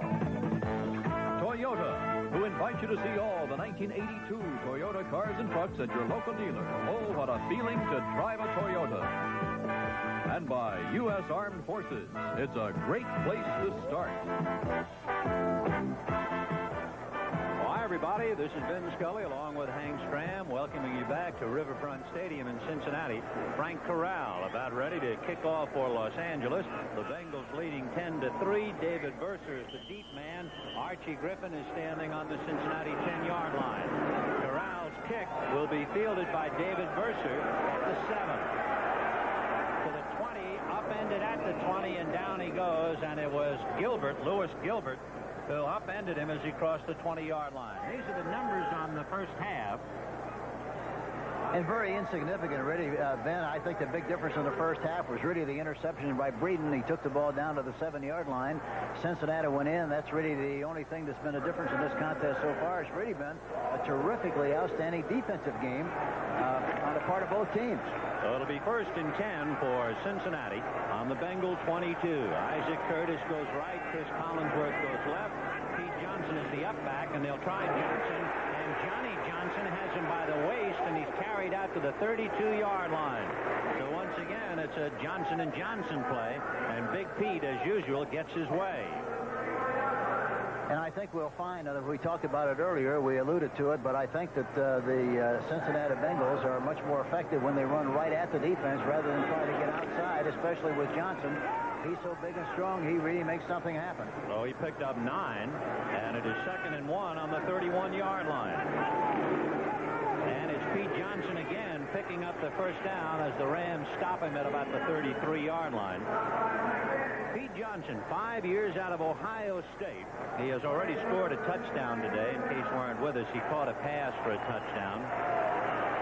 He is the number 3 scorer in the AFC, behind Watson of Denver with 12 and Muncie with 11. You know, interesting stat, the Rams had the ball on 15 occasions on 1st and 10, made 4 yards or more 53% of the time. Cincinnati has only made it 29% of the time, and yet they lead 10-3. 1st and 10 at the 34-yard line for Cincinnati. Mike Fanning, I believe, was guilty of jumping off. Anderson, of course, is going to complete the play anyway. No good to Isaac Curtis. And there was a bump down along the sidelines. Couple of flags. So the original movement looked like Mike Fanning. We'll wait and see. It was number 79 who was pronounced in being all alone up and across the line. Then there were other flags thrown. Anderson wisely continuing with the play. No sense playing official. That's right. Illegal cut, 27 defense, also encroachment defense. The illegal cut will be assessed. Well, the encroachment was against Fanning, that's for sure. The illegal cut we're not sure of. But it is against the Rams on both counts. And maybe here's the cut. Pat Thomas, I think, is who they call the penalty on there. You see him. Oh, yeah. You see, and I think he did a very wise thing. It's very obvious that Curtis was licking him on the play, so he thought he might as well get a penalty, but not let him get a touchdown. Very frankly, the way it worked out, it was a good move on the part of Pat Thomas. And it winds up being a 1st and 10 on the 39-yard line. Cincinnati penalized one more than the Rams, and that note we gave you earlier, the Rams, the most penalized team in the NFL. I think Ray Malavasi and his coaching staff have done a good job of preparing their team for this game against Cincinnati. Here's Charles Alexander, and he gets out to the 45-yard line. Jim Youngblood holding on to him. But Charles Alexander spelling Pete Johnson for the moment, and he does some heavy work. And I mentioned earlier the Rams are 13 against the rush, and the way New Orleans ran on them last week, it's not surprising that Cincinnati would try to run more in this game than they have so far. And actually the two big running plays for Cincinnati have been by Kenny Anderson. He's carried the ball twice for 23 yards. 2nd and 4 from the 45. Pete Johnson is hit head-on by Mike Fanning, and that's a pretty even match. Johnson about 249, and Fanning is 260. Yeah, Fanning really did a good job of getting penetration and making the tackle on Johnson. You know, Hank, the front line offensively for the Rams has been pretty well banged up with Doug France gone. Irv Pankey's had a bad knee. Now we understand Jackie Slater, who has been in and out of the lineup with a sore knee, has a hamstring, and we don't know whether Slater will be able to play. Yes, I think a lot of people really don't realize all the injuries that have occurred for really the Los Angeles Rams, and they're playing well in spite of that. Anderson passing, and it is almost intercepted by Leroy Irvin. It was intended for Kreider, and Steve Kreider, the 3-year man out of Lehigh, almost had it taken away by Leroy Irvin. And Kreider is very deceptive. He comes in as their 3rd receiver, and he's kind of a sneaky guy, but people don't realize he's got 4.5 speed. And you know what? He has a master's degree in electrical engineering, so if the lights go out in his pro career, he'll turn them on. Yeah, I wonder why he was carrying his toolkit with him. Now you know. 4th and 3 on the Cincinnati 46. And Pat McAnally, the Harvard man, will be kicking to Leroy Irvin. Irvin is from Kansas. McAnally will kick from the Cincinnati 35. And Irvin coming up with a flag on the play, takes it at the 16-yard line. Simmons driving him out of bounds, number 25. He's always one of the first men down, along with Kreider. But as we said, penalty flag down, And it looks like an illegal receiver, or in this instance, an illegal man downfield. You know, that's really a tough rule. They've had it in effect for some time, and yet it's got to be something wrong with it. And there's still a lot of people releasing downfield before they should on punts. John Simmons and Steve Kreider were the two men down there to drive Leroy Urban out of bounds. As everybody knows, only the outside people. Ineligible downfield on the kicking team, number 49. Fourth down. Only the outside people can release downfield. The interior people must wait until the ball is kicked before they can release and make coverage. The guy who was illegally downfield, Guy Frazier, a rookie out of Wyoming, you can understand why he got downfield. They said he was timed a 4.6 in the 40 when he was at Wyoming. Well, he's got good speed, and evidently he got a good jump that time and was caught in the action. So 4th and 8 from the 41, and McAnally will punt again. And once more, Urban standing on the Ram 20-yard line. Good high punt, and Urban is just going to let it hit at the 5, and it'll go on in. So the Rams will take over on their own 20-yard line. It is 10-3 Cincinnati, 11:52 left in the third quarter. 11:52 in the third, with Cincinnati leading the Rams 10-3. A reminder, it's a doubleheader day on CBS. Upcoming, the Dallas Cowboys and the Detroit Lions, and two of the top 4 ball carriers in the NFL. All have different sizes, different styles, but they all have one thing in common. They really make the sparks fly. They got a lot of talent. That'll be something. Tony Dorsett and Billy Sims. Right now, Dan Pastorini, 7 for 19 for 71 yards. Has his first and 10 on the Ram 20.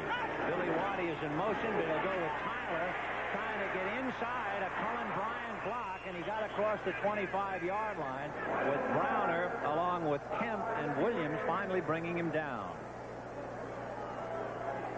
Tyler did a good job of running that time. It looked like he was able to squirt through there for some extra yardage that it didn't look like he was going to get when the play developed.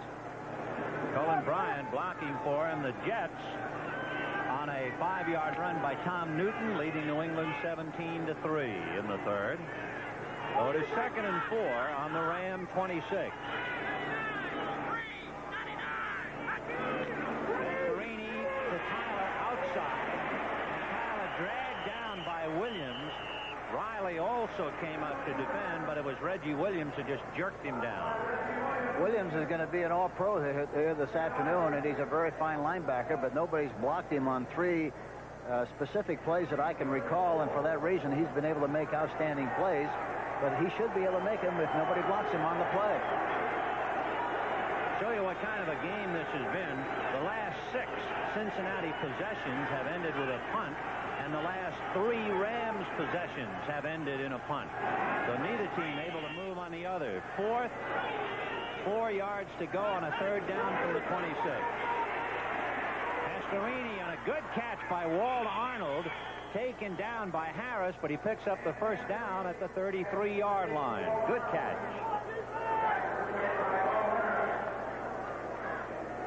I think Pastorini that time was looking to get the ball downfield and take advantage of Breeden, but they double covered the outside receiver, and for that reason, he looked him off and hit the tight end.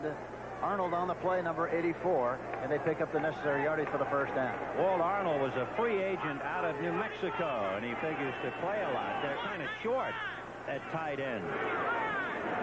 They have Ron Battle, a rookie, and Lewis Gilbert they just picked up. There goes Tyler. Harris hit him low. He went on by Bo Harris and carried out across, tried to get across the 35 and got to about the 37. Wendell Tyler, who was out last week, Gerald Thomas carried. He's 13 for 44 yards. You know, interesting thing, early in the game, Pastorini threw a beautiful play-action pass to Arnold. He was wide open, and he hasn't come back to that play at all since that time. Well, we'll see about play action with Tyler on a 2nd and 6 from the 37. In motion is Arnold, but they're going to go to Cullen Bryant. And he doesn't get very far at all. Wendell Tyler trying to block on Bo Harris, and there wasn't much of a chance. Yeah, no chance at all that time. The way it turned out, he did not do a good job of blocking Bo Harris, number 53, and he was there to make the tackle for that reason. Bo Harris is from LSU. The defensive coordinator for Cincinnati has evidently made a big difference in the rise of the Bengals. Yes, he's a good one, and he coached at Tulane University, and they like him very much, Lynn Infante. 3rd and 6 from the 37. In motion is Drew Hill. The back's release, and the pass is to Hill, and he dropped it, and he should have held on to that for sure, and he'd be the first person to tell you. So that would have been a big play. He had the first down if he handled that. Boy, that opened like a beautiful flower that time. He really popped open over the middle and just dropped the football. So for Ray Malavasi, another frustrated moment. Not much a coach can do when you have a play work perfectly and the man drops the ball. So Frank Corral will be punting. Mike Fuller and Johnny Simmons standing back on the Cincinnati 20-yard line. Fuller is usually busy, but Simmons is going to have to come up and handle it. A fair catch at the 29. So Cincinnati surrendered the ball on its own 41 and gets it back on its own 29.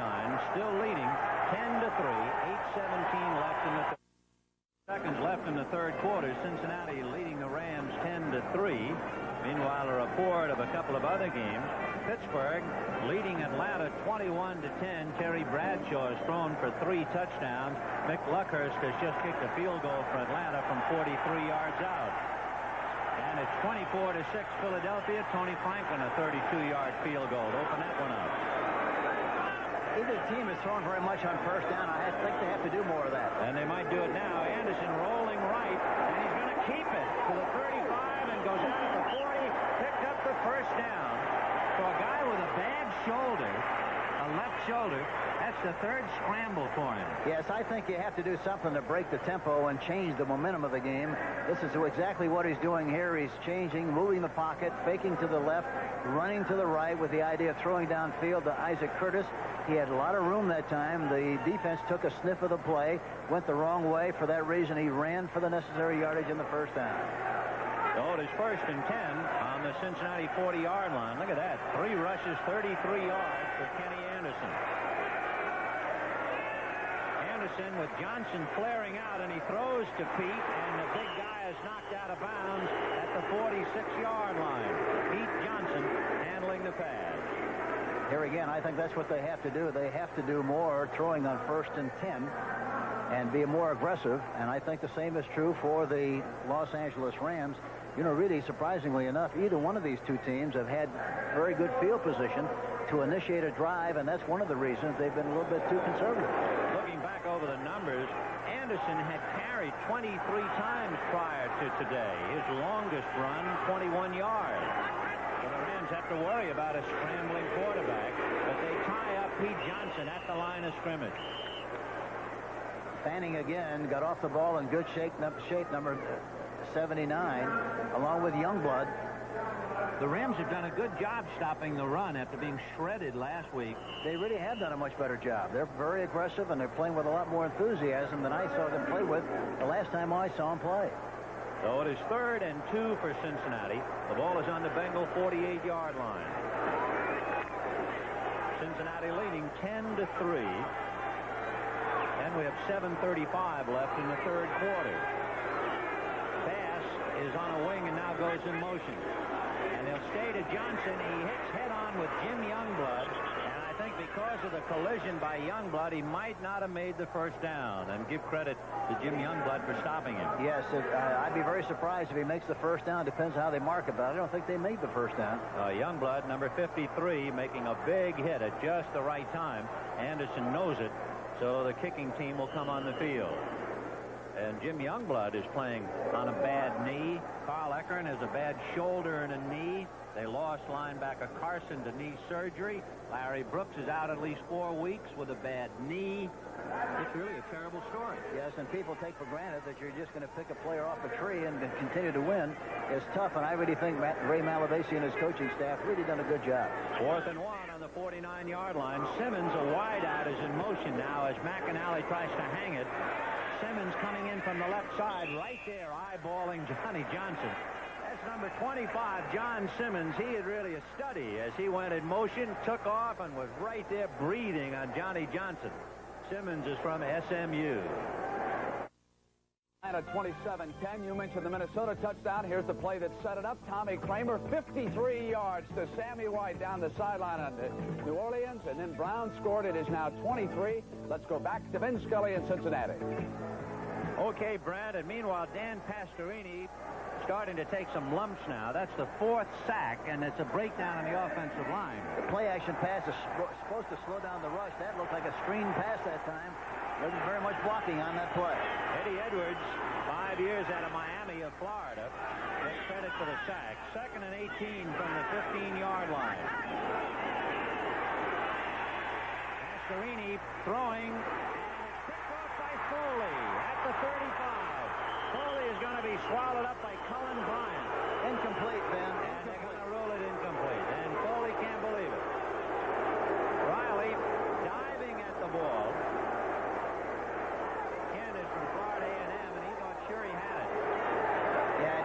He really did. Looked like it slid off the turf in the process of trying to make the interception.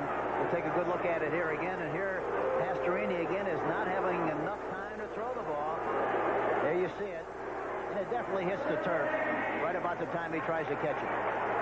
Riley has only 1 interception this year, but he's had 48 in his career. He's an all-pro, and he's been staying steady with Preston Denard all day. So it's a 3rd and 18 for Pastorini and company on the Ram 15-yard line. Pastorini with Tyler coming out, but he's throwing to Drew Hill, and Breeden picked it off. Louis Breeden coming up with his 2nd interception on a pass intended for Drew Hill. And that will be at about the 42-yard line of Los Angeles. Boy, that looked like it was going to be a good throw that time. Breeden, just unbelievable the way he's picking things out of the air. Drew Hill is behind. The ball is thrown a little bit short. And for that reason, Breeden was able to make the interception, number 34. A big play. 10-3 Cincinnati. 3:55 left in the 3rd. And, of course, he had the headlines last week when he picked off a Dan Fouts pass in the end zone and ran 102 yards for a touchdown. So Louis Breeden, 26 years old, out of North Carolina Central. What a day. And I watched him break into the league when everybody picked on him. Now they're picking on him, but he's making big plays. So 1st and 10 for Cincinnati on the Ram 42-yard line. Pete Johnson. Johnny Johnson, Carl Eckern trying to jerk the ball away from him. Eckern, number 55. That time they used a formation they haven't used yet. Double tight end, 2 flankers to the outside, 1 back. They wanted to get a hat on everybody and just try to make something happen up front. But the Rams did a good job of responding on the play, and they only picked up a couple of yards on that straight-ahead shot. Bradshaw to Grossman, the latest touchdown to give Pittsburgh that 27-10 lead. It's 2nd and 8 on the 40-yard line. Kreider goes wide left, Collinsworth in a slot, and Curtis is wide right. Anderson getting time, and now he's swallowed up by Reggie Doss, and the ball flies out as Doss spun him. However, Cincinnati recovered it. Montoya, number 65, was down there on the football along with Bush, the center. So Doss 1 minute had a sack, and the Rams almost had a fumble recovery. Well, that defense of the Rams really came off the ball good on that last pass rush situation. Here we see it again. Watch number 71, Reggie Doss. He's pushing the guard back, finally slips away from him and makes the tackles, knocks the ball loose. But a great play by 71, Reggie Doss. 3rd and 16 from the Ram 48, and Anderson decides to run it to the 40-yard line, to the 35. He's got the first down, and he goes out of bounds inside the 25 to the Ram 23.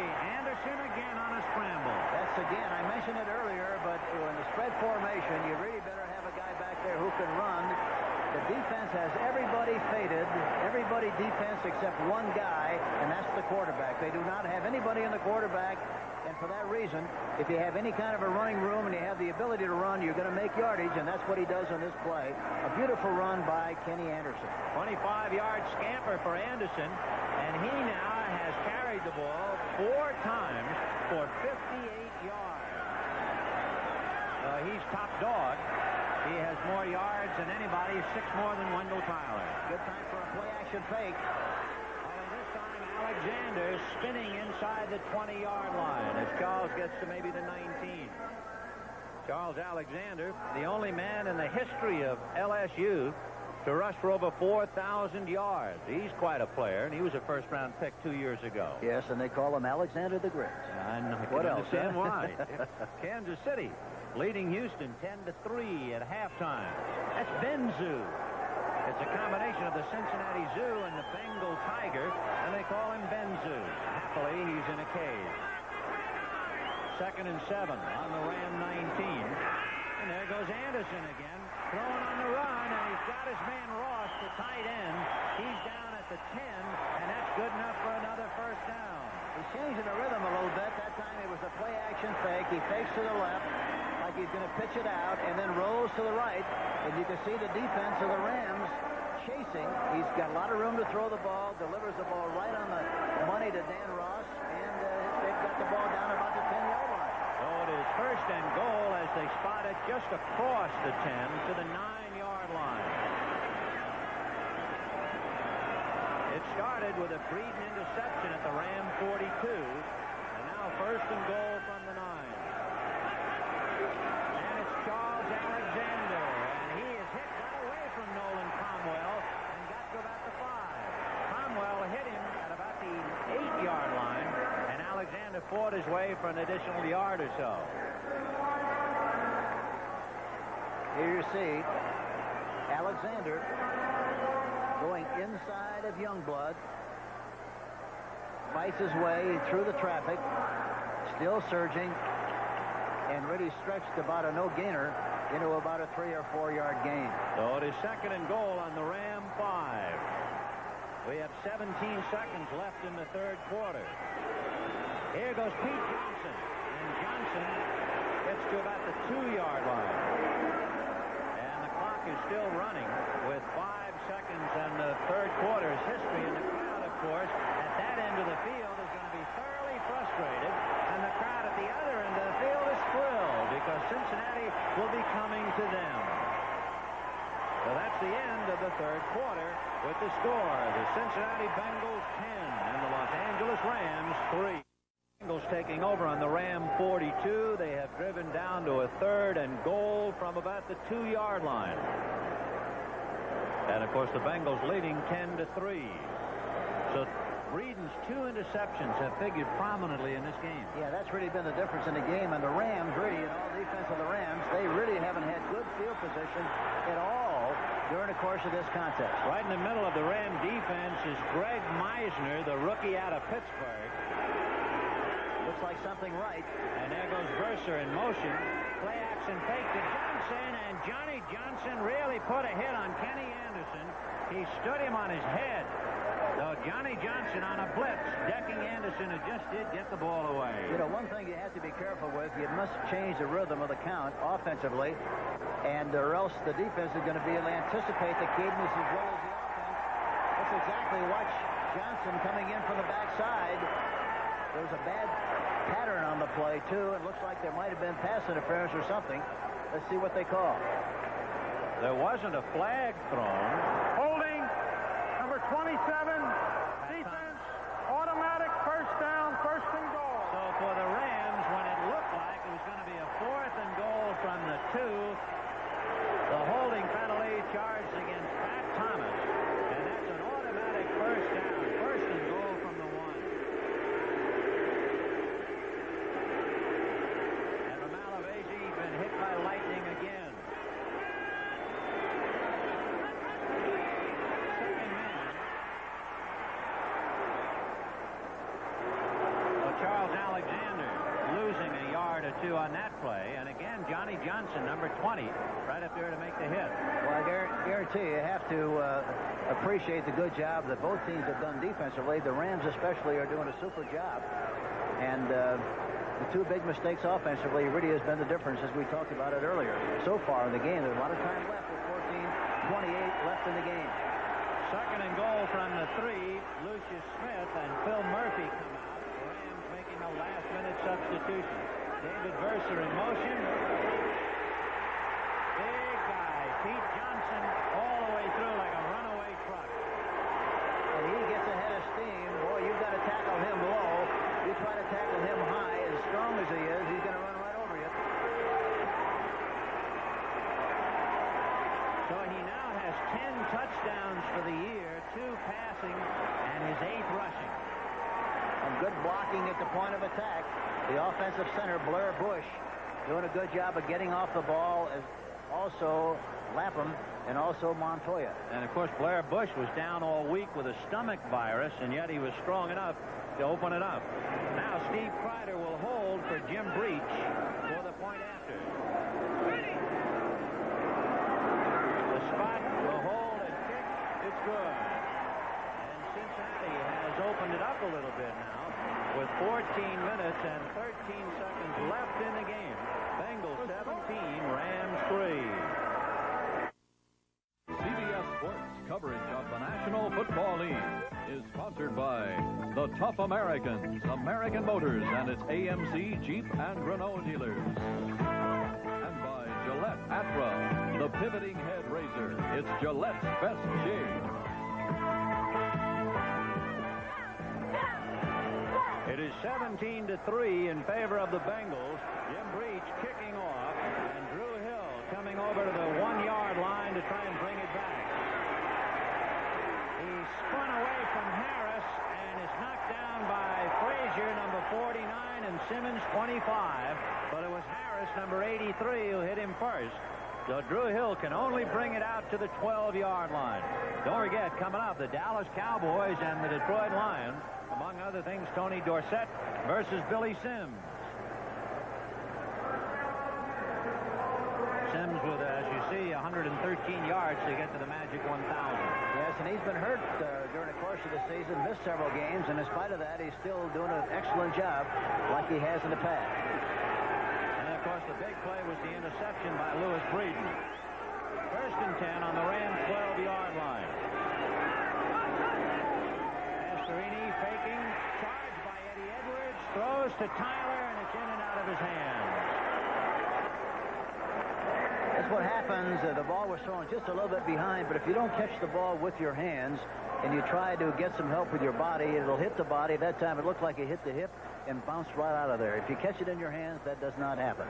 Pastorini has had a couple of tough drops. As you see, Denver leading Tampa Bay 24-7. Pastorini is 8 for 23 for only 78 yards. He's been intercepted twice, and he's been sacked 4 times. The Rams offense really, they've not had any operating room at all. They've been in the quicksand all afternoon. They have not had good field position at all. Second and 10 from the 12 with Arnold in motion. Pastorini down the left side and off the hand of Denard.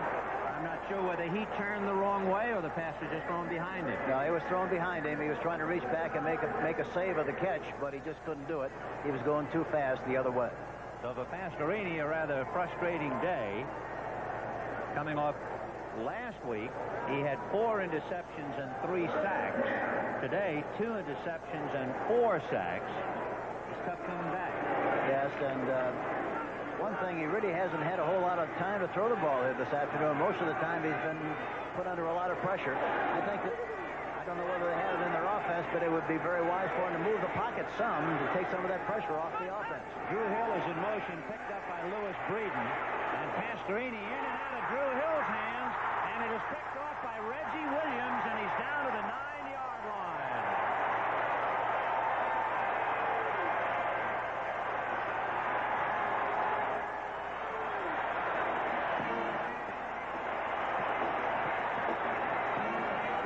Reggie Williams, the Dartmouth man, and watch the ball go away from Drew Hill.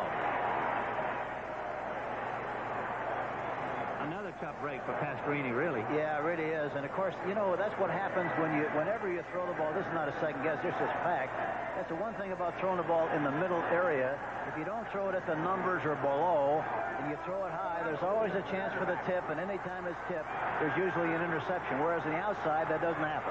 By the way, Jack Thompson now is in at quarterback for Kenny Anderson. 17-3 Bengals, and he goes to Charles Alexander, and they stack him up maybe at the 7 or 8 yard line. Jack Thompson, born in American Samoa, and of course went to Washington State. 3 years out of Washington State, and he's at the helm now. And he's a good young quarterback, too. He really is. I saw him several times in preseason and during the course of the season, but he's got good range, a good arm, and has outstanding leadership qualities. In 3 years at Washington State, he rolled up 7,800 yards for an NCAA record. That's when they nicknamed him the Throwing Samoan. Archie Griffin is now the deep man behind Pete Johnson. And he'll go to Archie. And Archie takes a horrendous lick by Leroy Irvin. Boy, Irvin really stuck it to him. Of course, Archie Griffin, his younger brother Ray, is a defensive back with Cincinnati, and Ray has a bad shoulder. There was a good illustration of a back running with his head down a little bit. He did not see. There was a big cavity on the outside to where he ran, but he put his head down, ran into the pile. Had he kept his head up and his eyes open, he'd have broken to the outside and made a big play. And you know, his 5-year average in the pros is not bad. It's a little bit better than 4 yards a carry. Oh, you talk about steady Eddie. That's exactly what he is. A very consistent performer. 3rd and 9. And Jack Thompson under a rush. Got away from Joe Harris and throws. And let's see. Ross and I believe Johnny Johnson are all tied up with it. And they're going to give the reception to Dan Ross, number 89. Anytime the offensive player and the defensive player come up with a combination catch, the offense is going to get the advantage, and that's what happens here. It looks like he runs out of the pocket. That's the ability to move when you have to. There you see it. But when both players have a piece of the ball, it always goes to the offensive player. So Johnny Johnson comes up empty, and for Ray Malavasi, everything has gone wrong. And, of course, remember the holding penalty charge against Pat Thomas. That really assured Cincinnati of their last touchdown. Now on that catch, it is a 4th from the 2-yard line. In motion is Verser. Pete Johnson touchdown. His 3rd touchdown of the day. Well, this young Bengal team, they're on fire. They're making things happen, and they're playing very well offensively and defensively. They've been a very opportunistic team here this afternoon, taking advantage of the interceptions. I don't know whether this is from Los Angeles or not, but when Pete Johnson got up, he gave the ball to Anthony Munoz, and Anthony Munoz spiked it in the end zone. Of course, he's the highly talented tackle from USC. As big as strong as he is, if one of the ball didn't explode, might have gone right through the end zone. So now Jim Breach out of a hole by Steve Kreider. It is 23-3, and that rounds it off to 24, which means the Bengals scored 10 in the first quarter. They didn't score in the second and third, and they've scored for 14 points in the fourth quarter to open it up. Pete Johnson going over again. We have 11-17 left. 11 minutes and 17 seconds left in the game, has torn it open 24-3. In 4 plays, they went to 9 yards, with Pete Johnson scoring his 3rd touchdown of the day. Jim Breach kicks it in and through the end zone, and the Rams will put it in play 1st and 10 on the Los Angeles 20-yard line. Next week, CBS Sports Saturday, the WBC Lightweight Championship. Alexis Arguello, Roberto Elizondo. Elizondo 23-1, ranked 3rd by the WBC. And Arguello's been busy. It'll be his 17th consecutive title fight. So be ringside next week at 4:30, 3:30 Central and Pacific on CBS Sports Saturday. 1st and 10 on the Ram 20-yard line. Pastorini with Bryan and Tyler. Edwards decks him inside the 10-yard line. Edwards laying a punishing sack on Pastorini, who has really 256 pounds, and it could be that Pastorini tripped up a little bit on the AstroTurf patch because Dante is shaken up. Yes, I think that's exactly what happened. There's a little, it's a little higher than the regular terrain, and for that reason he stumbled in the process of going back.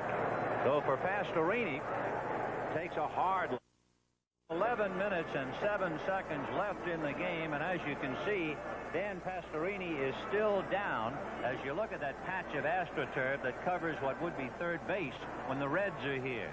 Take a look at it, Hank. Yeah, watch as he goes back into the fire. Watch his left leg. Watch his left leg collapse here as he goes over that patch. See what clearance here.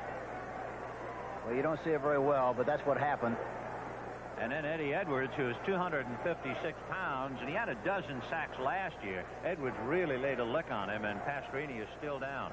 And especially tough when they know you're going to have to throw the football. That young defensive line of the Cincinnati Bengals, boy, their murder. Eddie Edwards, Wilson Whitley, Browner, St. Clair, and also Burley when he's in the game. Boy, they put a lot of pressure on him. So Pastorini has been sacked 5 times, intercepted 3 times, and he is severely shaken up, so time is out.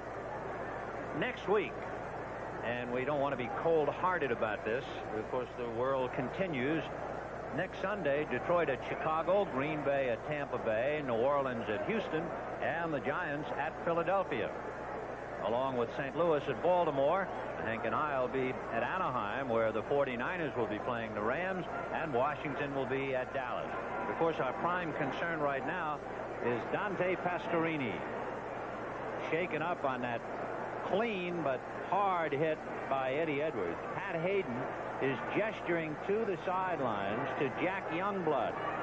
Evidently they want Jack Youngblood to come in and help taking the fallen quarterback off. Carl Eckern now comes over as well. And so Pat Hayden, who knows all about the injuries in pro football and the pain that goes with it, now Hayden takes over. Yes, it's really been a crazy career for that young quarterback, and he's a good one, too, as you know, Ben. I think so much is contingent on what kind of a job you're able to do from a pass protection standpoint with all quarterbacks. If you have time to throw the football and you have a good supporting cast, you ought to be able to do well if you can stay healthy. But that hasn't been the case always with Pat Hayden and the quarterbacks of the Los Angeles Rams.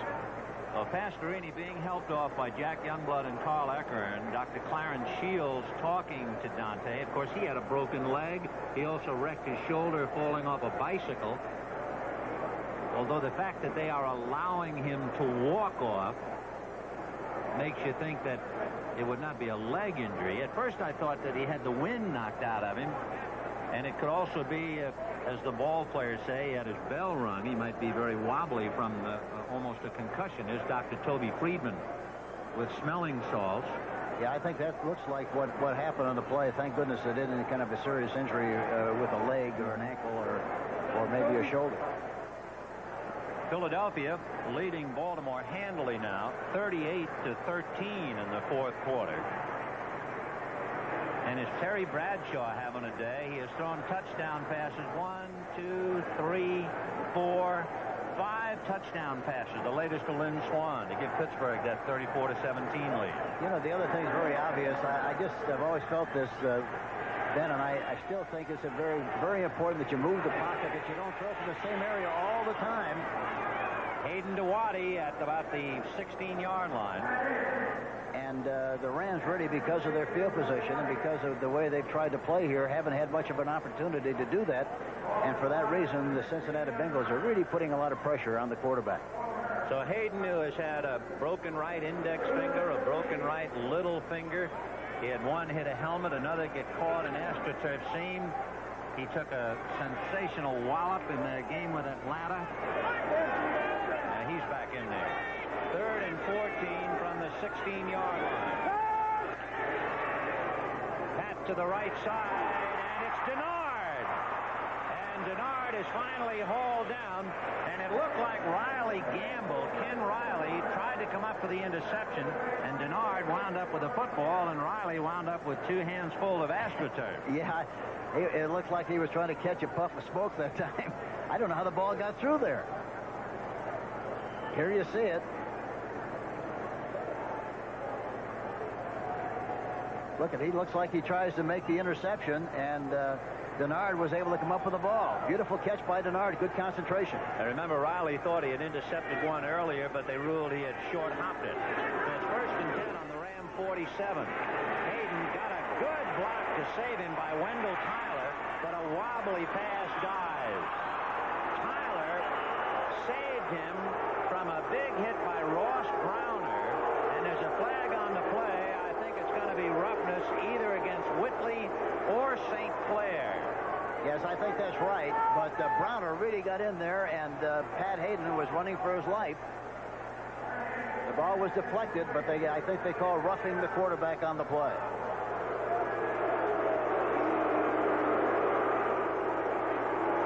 Personal foul. Roughing the passer. Number 79. Defense. First down. So it's against Ross Browner after Wendell Tyler threw the block on him, and there is Dante Pastorini being helped by Dr. Toby Friedman very gingerly to the bench. So Pastorini severely shaken up. They'll put him on a small cart and take him back to the dressing room, and that means Pastorini's day is finished. And Hayden is back at the wheel. 24-3 Cincinnati. 1st and 10 on the Bengals' 38-yard line. Tyler and Bryant behind Hayden. And Hayden going deep to Willie Miller, and it is in and out of Simmons' hands. John Simmons, number 25, the rookie out of SMU. He had 17 interceptions in college, and he just missed picking that one off. Yes, and he's the 5th defensive back. They have 4 linemen in the game. 2 linebackers and 5 defensive backs. Here he is throwing deep downfield over the top, and we see Simmons.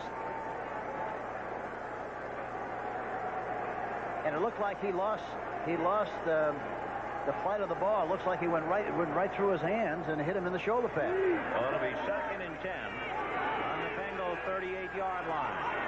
Denard was in motion. There's a quick little screen to Colin Bryant, but Bryant doesn't have anywhere to go.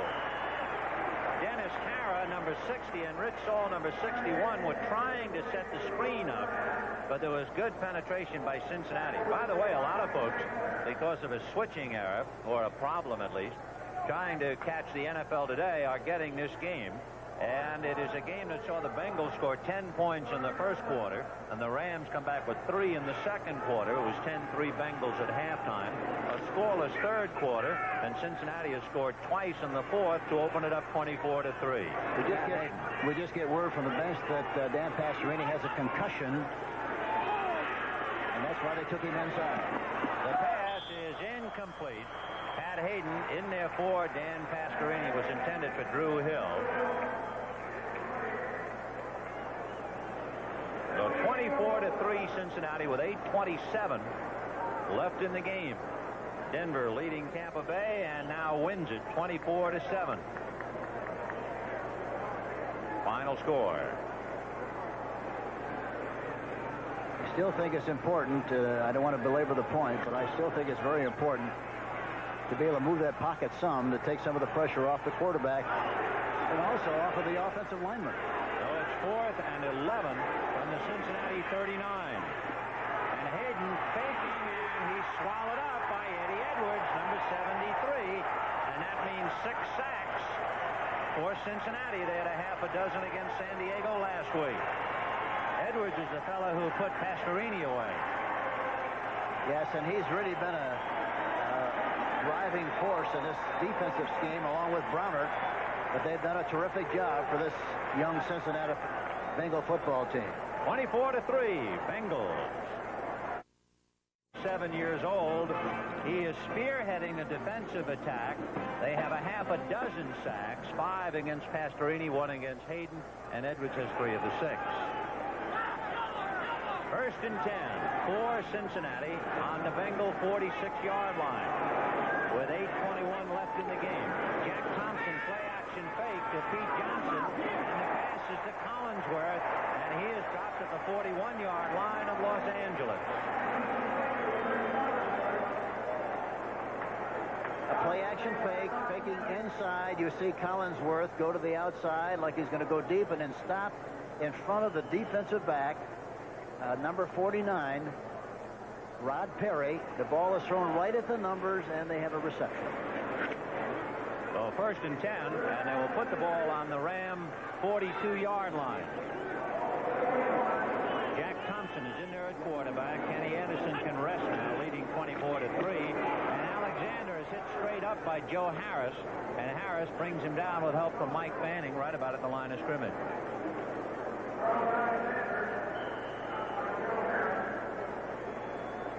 Pittsburgh with Terry Bradshaw having a big day, throwing for 5 touchdowns, leading Atlanta and Steve Bartkowski 34-20. Would you believe, I cannot believe what happens in the NFL. Remember the St. Louis Cardinal team we saw last week, Hank? Yep. That got killed 52-10. Look what's going on. Is that crazy? 24-0. St. Louis leading Buffalo 24-0. The pass to Curtis overthrown. That's incredible, isn't it? It is. Otis Anderson has scored twice. Neil Lomax has passed for a touchdown to stump Mitchell. It didn't look like they could win an inter-squad game last week. No, they lost 52-10, and here they turn around and beat Buffalo 24-0, leading 24-0. And of course, you immediately wonder, hey, wait a minute, maybe Monday night takes too much out of a team. Well, the other thing is, I wonder whether or not the young quarterback Lomax started the game he was supposed to. Evidently, he's done a good job. Yeah, he threw a touchdown pass in the 2nd quarter. So this is 3rd and 8 from the 40-yard line. And out of the shotgun, Jack Thompson. Blitz. And missing Curtis again. He had unloaded in a hurry. Jack Youngblood and Nolan Cromwell hurrying the play.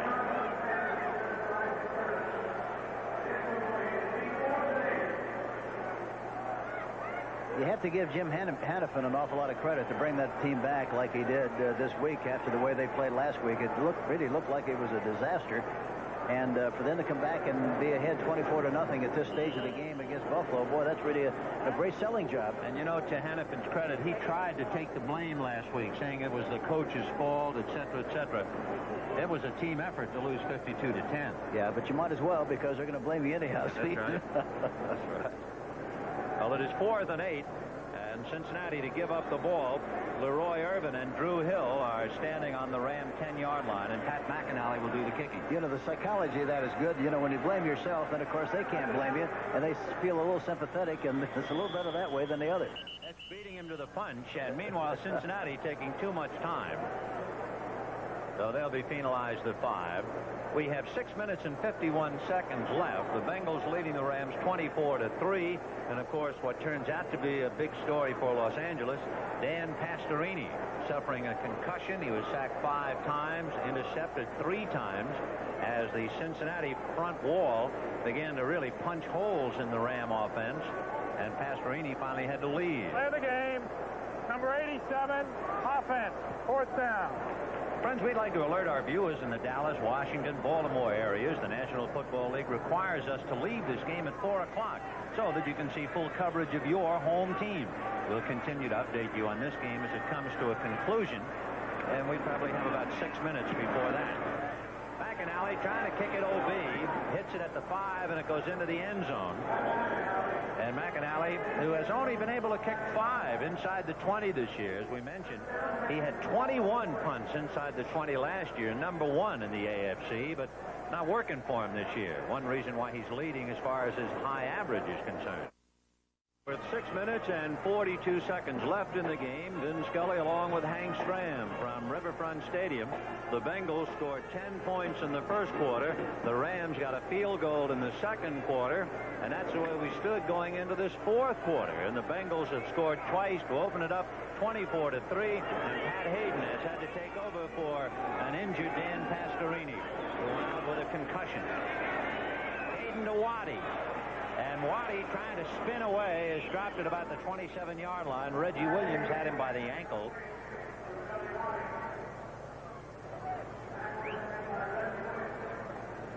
Here you see Pat going back into the pocket, a delay pattern by Waddy, number 80, breaking across the middle area, being pursued by number 53, Jim LeClaire, and they make a nice gain on the play.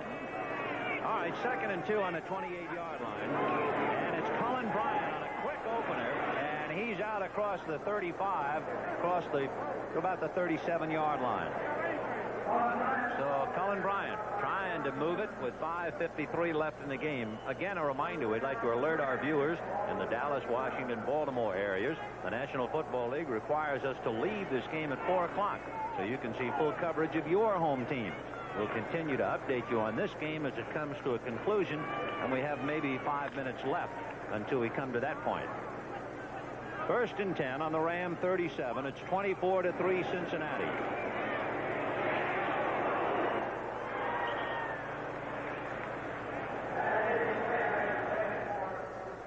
So it is 2nd and 10 on the Ram 37. The Bengals 24-3. It has been anything but a spectacular offensive game. The defense has really controlled it, Hank, and I guess Lewis Breeden's 2 interceptions have really been the 2 biggest plays. Yes, really, the difference in the game really has been the fact that the Rams have not had good field position all afternoon. The big plays have been Bengals had the ball in a +7, +42, +9, 21 points. That's it.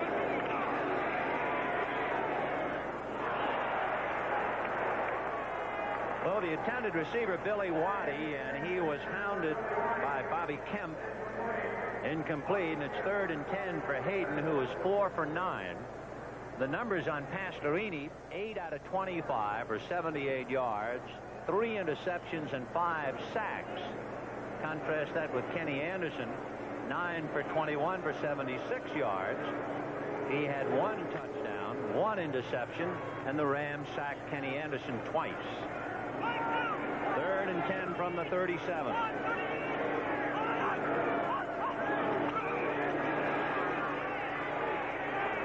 And the pass to Willie Miller, and Miller goes out of bounds. John Simmons forcing him out at the Bengal 45-yard line.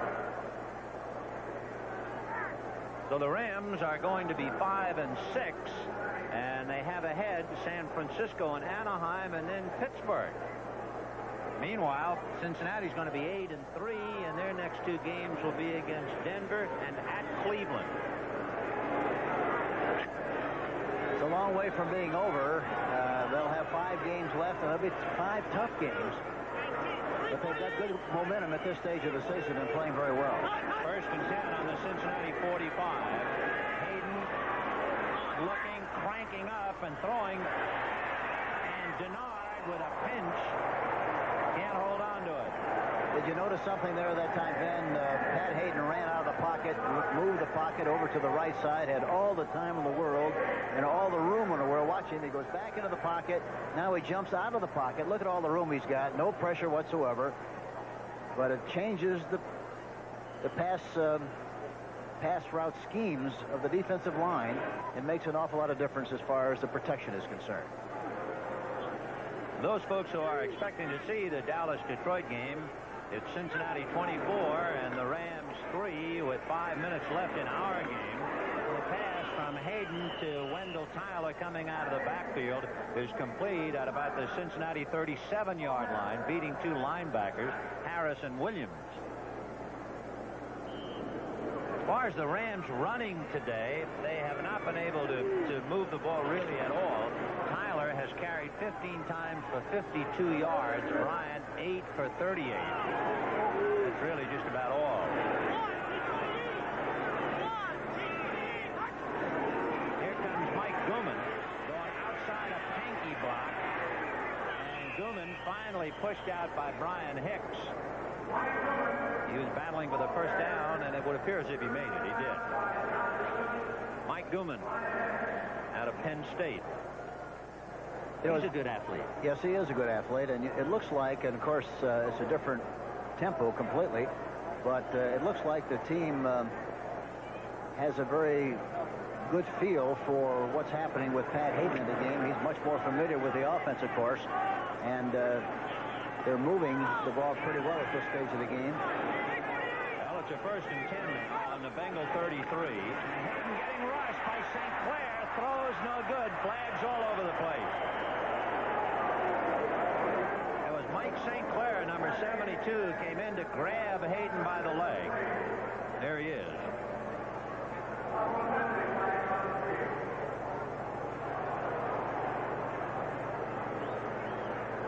We'll wait for the interpretation. It's been basically a very well-played game with not too many penalties.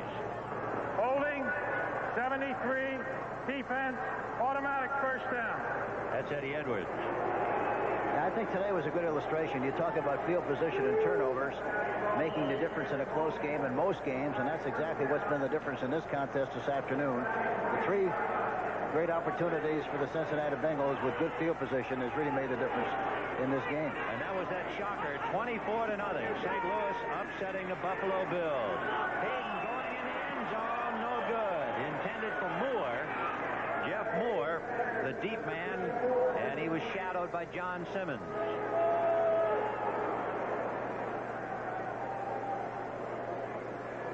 Here we see Patrick going back into the pocket and throwing deep downfield to Denard. And pretty good coverage there by John Simmons, and the ball was thrown a little bit too deep in the end zone. 4 minutes and 12 seconds left in the game. Hayden is 6 for 13 for 70 yards, but of course it's a different stage of the game. Pastorini, who played most of the game, passed for 78 yards. 2nd and 10 from the 28.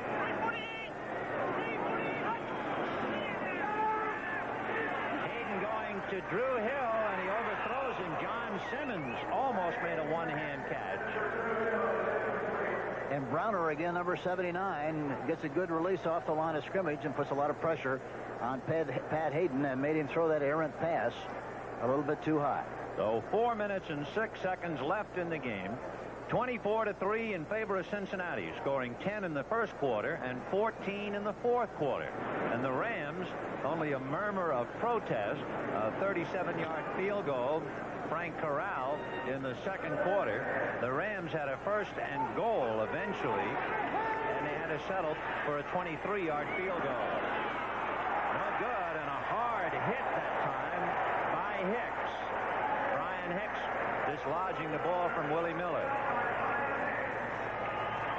They're rushing like gangbusters, Then, and the middle is wide open. No middle linebacker. A trap would be a very appropriate call. They ought to be able to get some good yardage on it if they had an opportunity. Here the ball is thrown a little bit behind, and Hicks comes in and knocks the ball loose. Brian Hicks, 2 years out of McNeese. He replaced Dick Joran, who made quite a reputation in the NFL, and Hicks now doing a good job. So 4th and 10. Cincinnati 28. And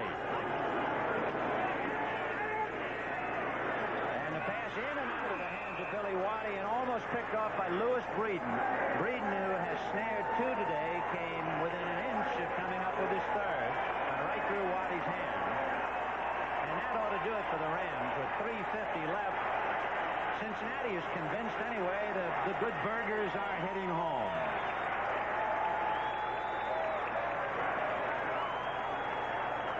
Boy, one thing is very obvious. Anytime that you have to play catch-up football against a young, aggressive team like Cincinnati, and they know you're going to throw, boy, it's tough. So Cincinnati takes over 1st and 10 on its own 28-yard line. It is 24-3 in favor of the Bengals.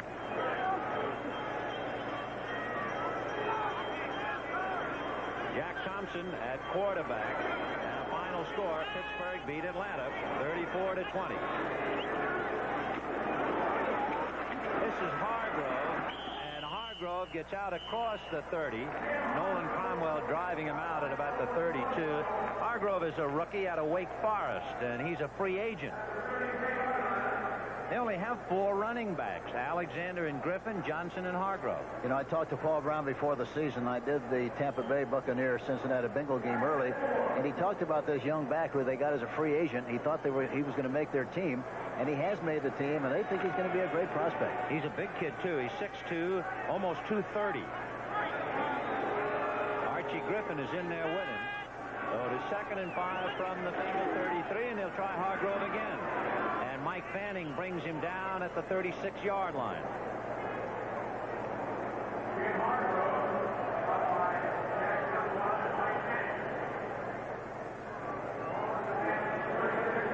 So the sun's setting here in Cincinnati.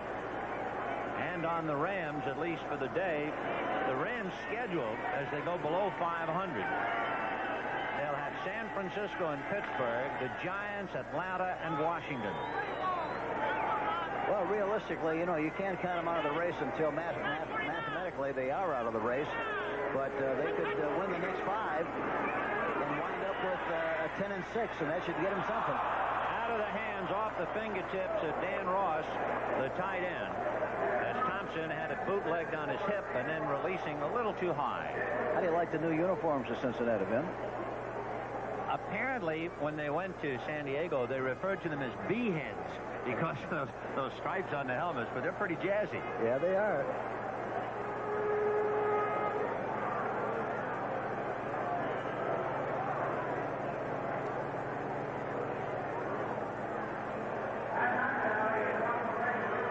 Those folks who expected to see the Dallas-Detroit game, we understand you're catching our game because of a switching error.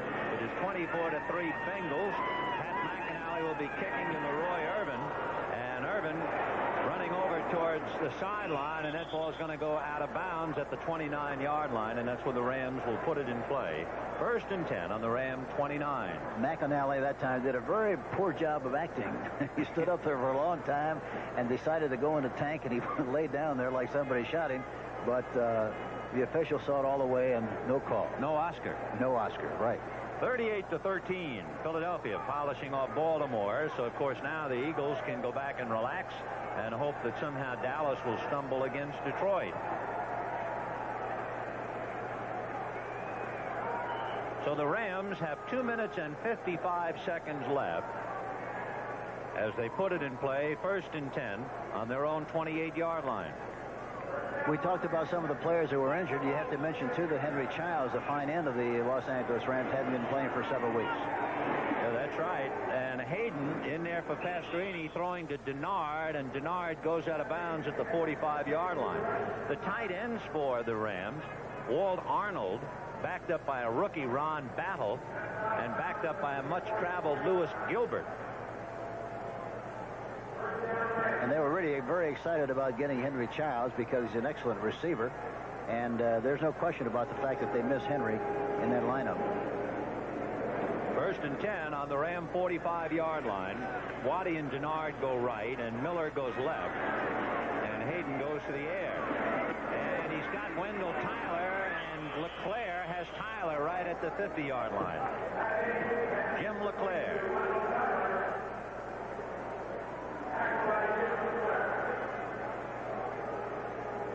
Two minutes and 30 seconds left in this game. 2nd and 3 on the 48. And Hayden has his man Billy Waddy, and Waddy goes down across the 20, fumbles, but I think it's after the whistle. That's right, it's after the whistle. Glenn Cameron fell on the ball, but it won't count.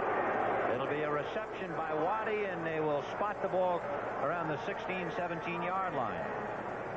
Hayden's doing a good job of whistling the ball into the areas. They're playing a very soft defense, but he's getting the ball where it has to be thrown against the zones of the Cincinnati Bengals. However, the clock has certainly become the enemy of the Rams as well as the scoreboard. We have 2 minutes and 10 seconds left in the game, and Benzu, the mascot, everything has gone his way today. Benzoo, the combination of Bengal and the Cincinnati Zoo. Hayden, by the way, and of course it's unfair to just point it out because it's a totally different game, but Hayden has now passed for 120 yards in the brief time he's been in there. Yes, and again, as we mentioned, you just mentioned the touchdown at Ben. I think any time that you come in, number one, you have a pretty good understanding of what's happening, and number two, the defense is playing soft, and they're giving you the short passes and protected against the big play, and so he's got a little bit more time to throw. They're using a 3-man rush now and dropping back 8 people, and he's doing a good job of getting the ball into those zones. Talking about a good job, CBS doing a good job to give you a very pleasant tonight. It'll start with 60 minutes, followed by Archie Bunker's plays, one day at a time. Then you have Alice, the Jeffersons, and Trapper John, M.D. That's this evening right here on CBS. Ray Malavasi a couple of pass interceptions by Lewis Breeden really wrecked him. He did see his ball club do a very good job in rebounding from being shredded by the New Orleans ground game. Yes, I think really they've done a good job of preparing the team for the game. It's just the difference really in the game has really been those 3 opportunities that Cincinnati had from a field position standpoint. And you see very few times when you see a team like the Rams where they didn't have some kind of an opportunity with better field position than they have here today. Hayden completes his pass to the 10-yard line to Drew Hill. And right now, let's leave and go to Brent Musburger in New York.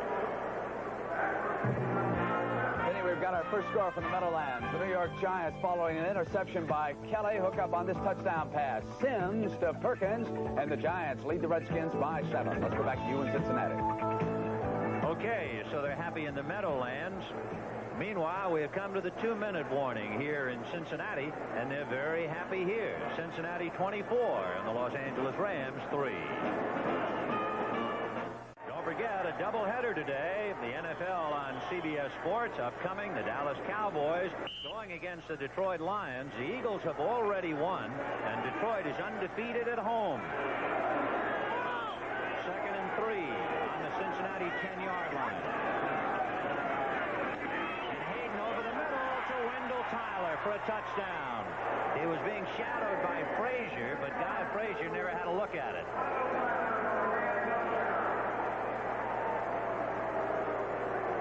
And Hayden knew exactly what he wanted to do. He got Tyler on a linebacker, got him on the inside. I think he had the option to go either outside or inside. He took the inside course. Ball was right on the money.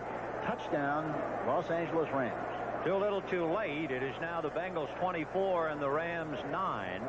Frank Corral, who earlier kicked a field goal to account for the Rams' only points, now trying to kick the point after. He's 26 for 26 in points, and now you can make it 27 for 27. 24 to 10 in favor of Cincinnati. 1 minute and 55 seconds left. You're looking for an onside kick, Hank? You think we might see one here, Vin? I think maybe, huh? Yeah, I think I'll go way out on a limb and say there's going to be an onside kick. Well, we'll see about who's up front for Cincinnati. For Ray Malavasi, he's looking more than just an onside kick. He's looking for help. Yeah, you know, the one thing people have to realize that the Rams have won so consistently over the years, they have to realize also now that the competition is a lot more keen, especially with San Francisco coming on. Atlanta is coming on better. New Orleans is starting to make some kind of a surge, and so the competitive nature of that division has changed dramatically, and it's a lot tougher than it used to be, and it's going to be tougher for the Rams from here on in. Oh, yeah, the Wild Wild West is certainly shaping up. Meanwhile, Dallas is already on the scoreboard with a touchdown in the first quarter against Detroit. So Dallas, Danny White, Tony Dorsett and company 7. Detroit with Hippel, Sims and company nothing in the first quarter. The scoring drive, 5 plays, 71 yards. Pat Hayden finally putting a cap on it, throwing to Wendell Tyler. It is 24 to 10 Bengals. The Bengals have led 10-0, 10-3, 24-3, and now 24-10. So they led all the way. Oakland leading Miami 26-17 in the fourth quarter. Well, they obviously got some of their offense going again, and I think that Mark Wilson evidently has done a good job in the game against the Miami Dolphins.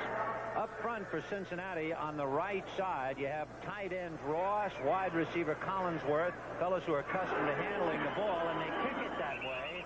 It's picked up by David Verser, and there's a flag on the play. Verser, another wide receiver, fell on it at the 45-yard line. But there were flags, so let's wait and see.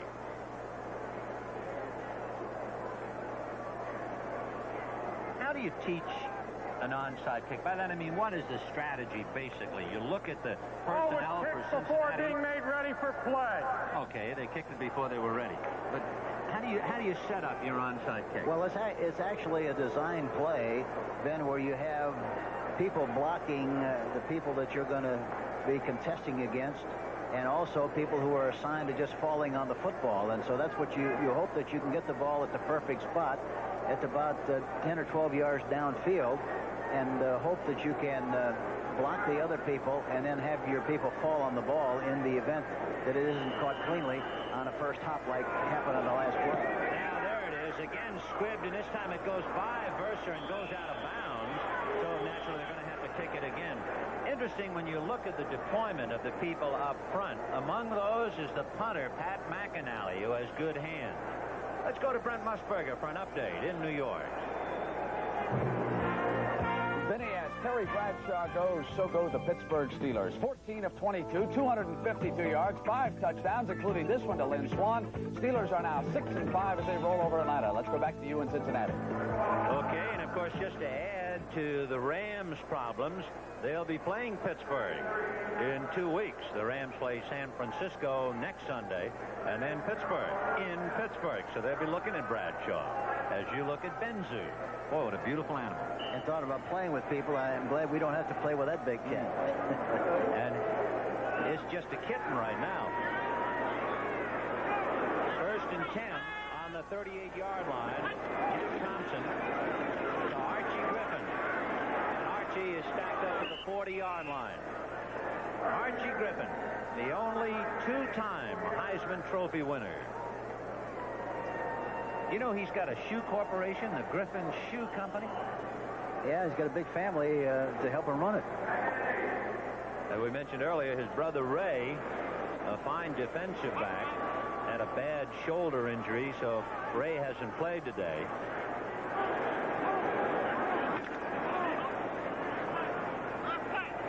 Second and 8 from the 40 with 1:17 left in the game. It's 24-10 Cincinnati. Thompson to Archie Griffin, and Joe Harris has him down there at the bottom. That's Harris' legs sticking out. So Joe Harris making the tackle. Our thanks to our executive producer, Terry O'Neill. To our senior producer, Charles H. Milton III. Our producer, Robert D. Stenner. And our director, Larry Cavallina. Associate producer, Mitch Goldstein. All of the other fellows who worked so hard to bring this ball game to you. Special thanks to Dr. Bob Woods for his stats. Not too much electrifying in the stat department today. Pete Johnson rushed for 56 yards and 2 touchdowns. Wendell Tyler rushed for 52 yards. Pat Hayden now has passed for 137 yards, but a lot of them are kind of soft at the end of the game. Pastorini was intercepted 3 times, sacked 5 times, and on the 5th sack, Dan suffered, from what we understand, a concussion and was taken off the field. Kenny Anderson passed for only a total of 76 yards and 1 touchdown. So the offensive numbers are not anything to make you sit up and take notice. No, they're not staggering at all. And of course, as we've mentioned several times, really the big difference, I think both teams have played terrifically well defensively, and the offensive scheme has been somewhat thwarted because of the fact they haven't had a good field position, especially the Rams. And the Bengals, they had 3 occasions where they had good field position. They took advantage of it, and that's really been the difference in the game. So we're winding down, 1 minute and 2 seconds left. 24-10 Cincinnati. Here comes Archie Griffin trying to cut back. And he bought a couple of yards, but boy, that's an expensive buy. He just got ran into the whole Ram team trying to come back. Yeah, he was trying to cut back into the field of play so he wouldn't get close to the sideline and stop the clock. He wants to keep it moving, and it's down to about 41. Archie, a first-round draft choice back in 1976. He's only 5'9", 184-pounder. A final, Minnesota take care of New Orleans 20-10. Well, that Minnesota team is really something. We saw them against the Oakland Raiders early and thought they might have a tough time, and Bud Grant's brought that team back like gangbusters, and they're doing a super job. Saw them knock off Philadelphia to administer the Eagles' first loss of the year when they were 6-0 up there in Bloomington. And the young quarterback, Kramer, has really been sensational. Oh, isn't he something? The timeout, Cincinnati has it all. They have the clock, they have the score, and they have all the timeouts. You talk about a full deck.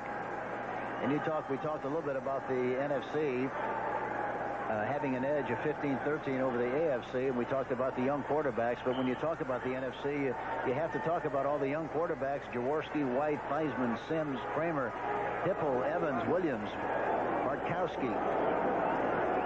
They've all done a good job.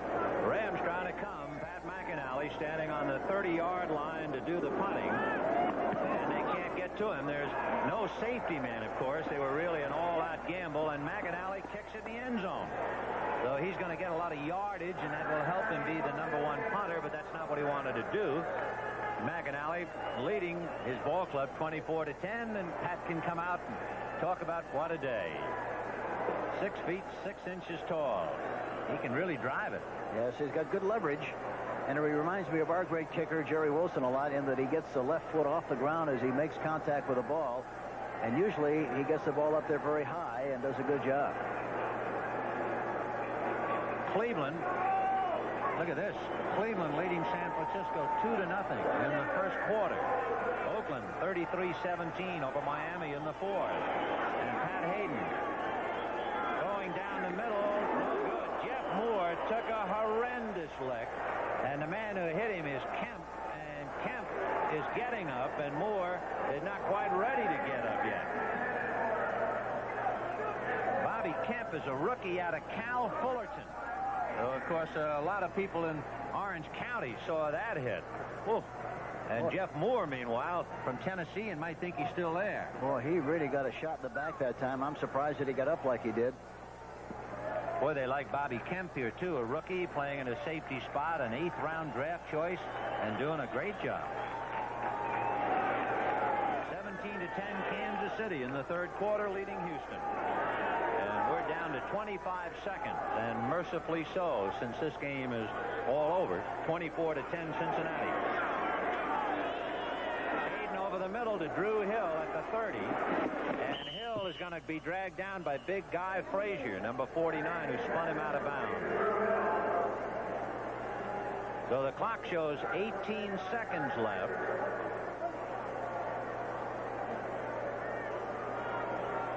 Next week, the Rams at home against San Francisco. And that'll be another challenge because the San Francisco 49ers are really riding high. And especially so with a great young quarterback, Joe Montana, doing such an outstanding job. And the good job they're doing on defense. And Cincinnati, with an 8-3 record, will go to Denver. In fact, no, they play Denver here. Hayden's pass taken OB by Willie Miller just inside the 45-yard line to about the 46. And the clock shows 12 seconds. So it's just about history. Your hopes and prayers, I'm sure, for the well-being of Dan Pastorini, who was taken off, is what we were told. A concussion, although he did walk off wobbly. He was assisted by Carl Eckern and Jack Youngblood, and then they motored him out. Ken Anderson had a big day. Not only did he not run up a lot of yardage passing, but running. He carried for 58 yards. Kenny Anderson was the big man.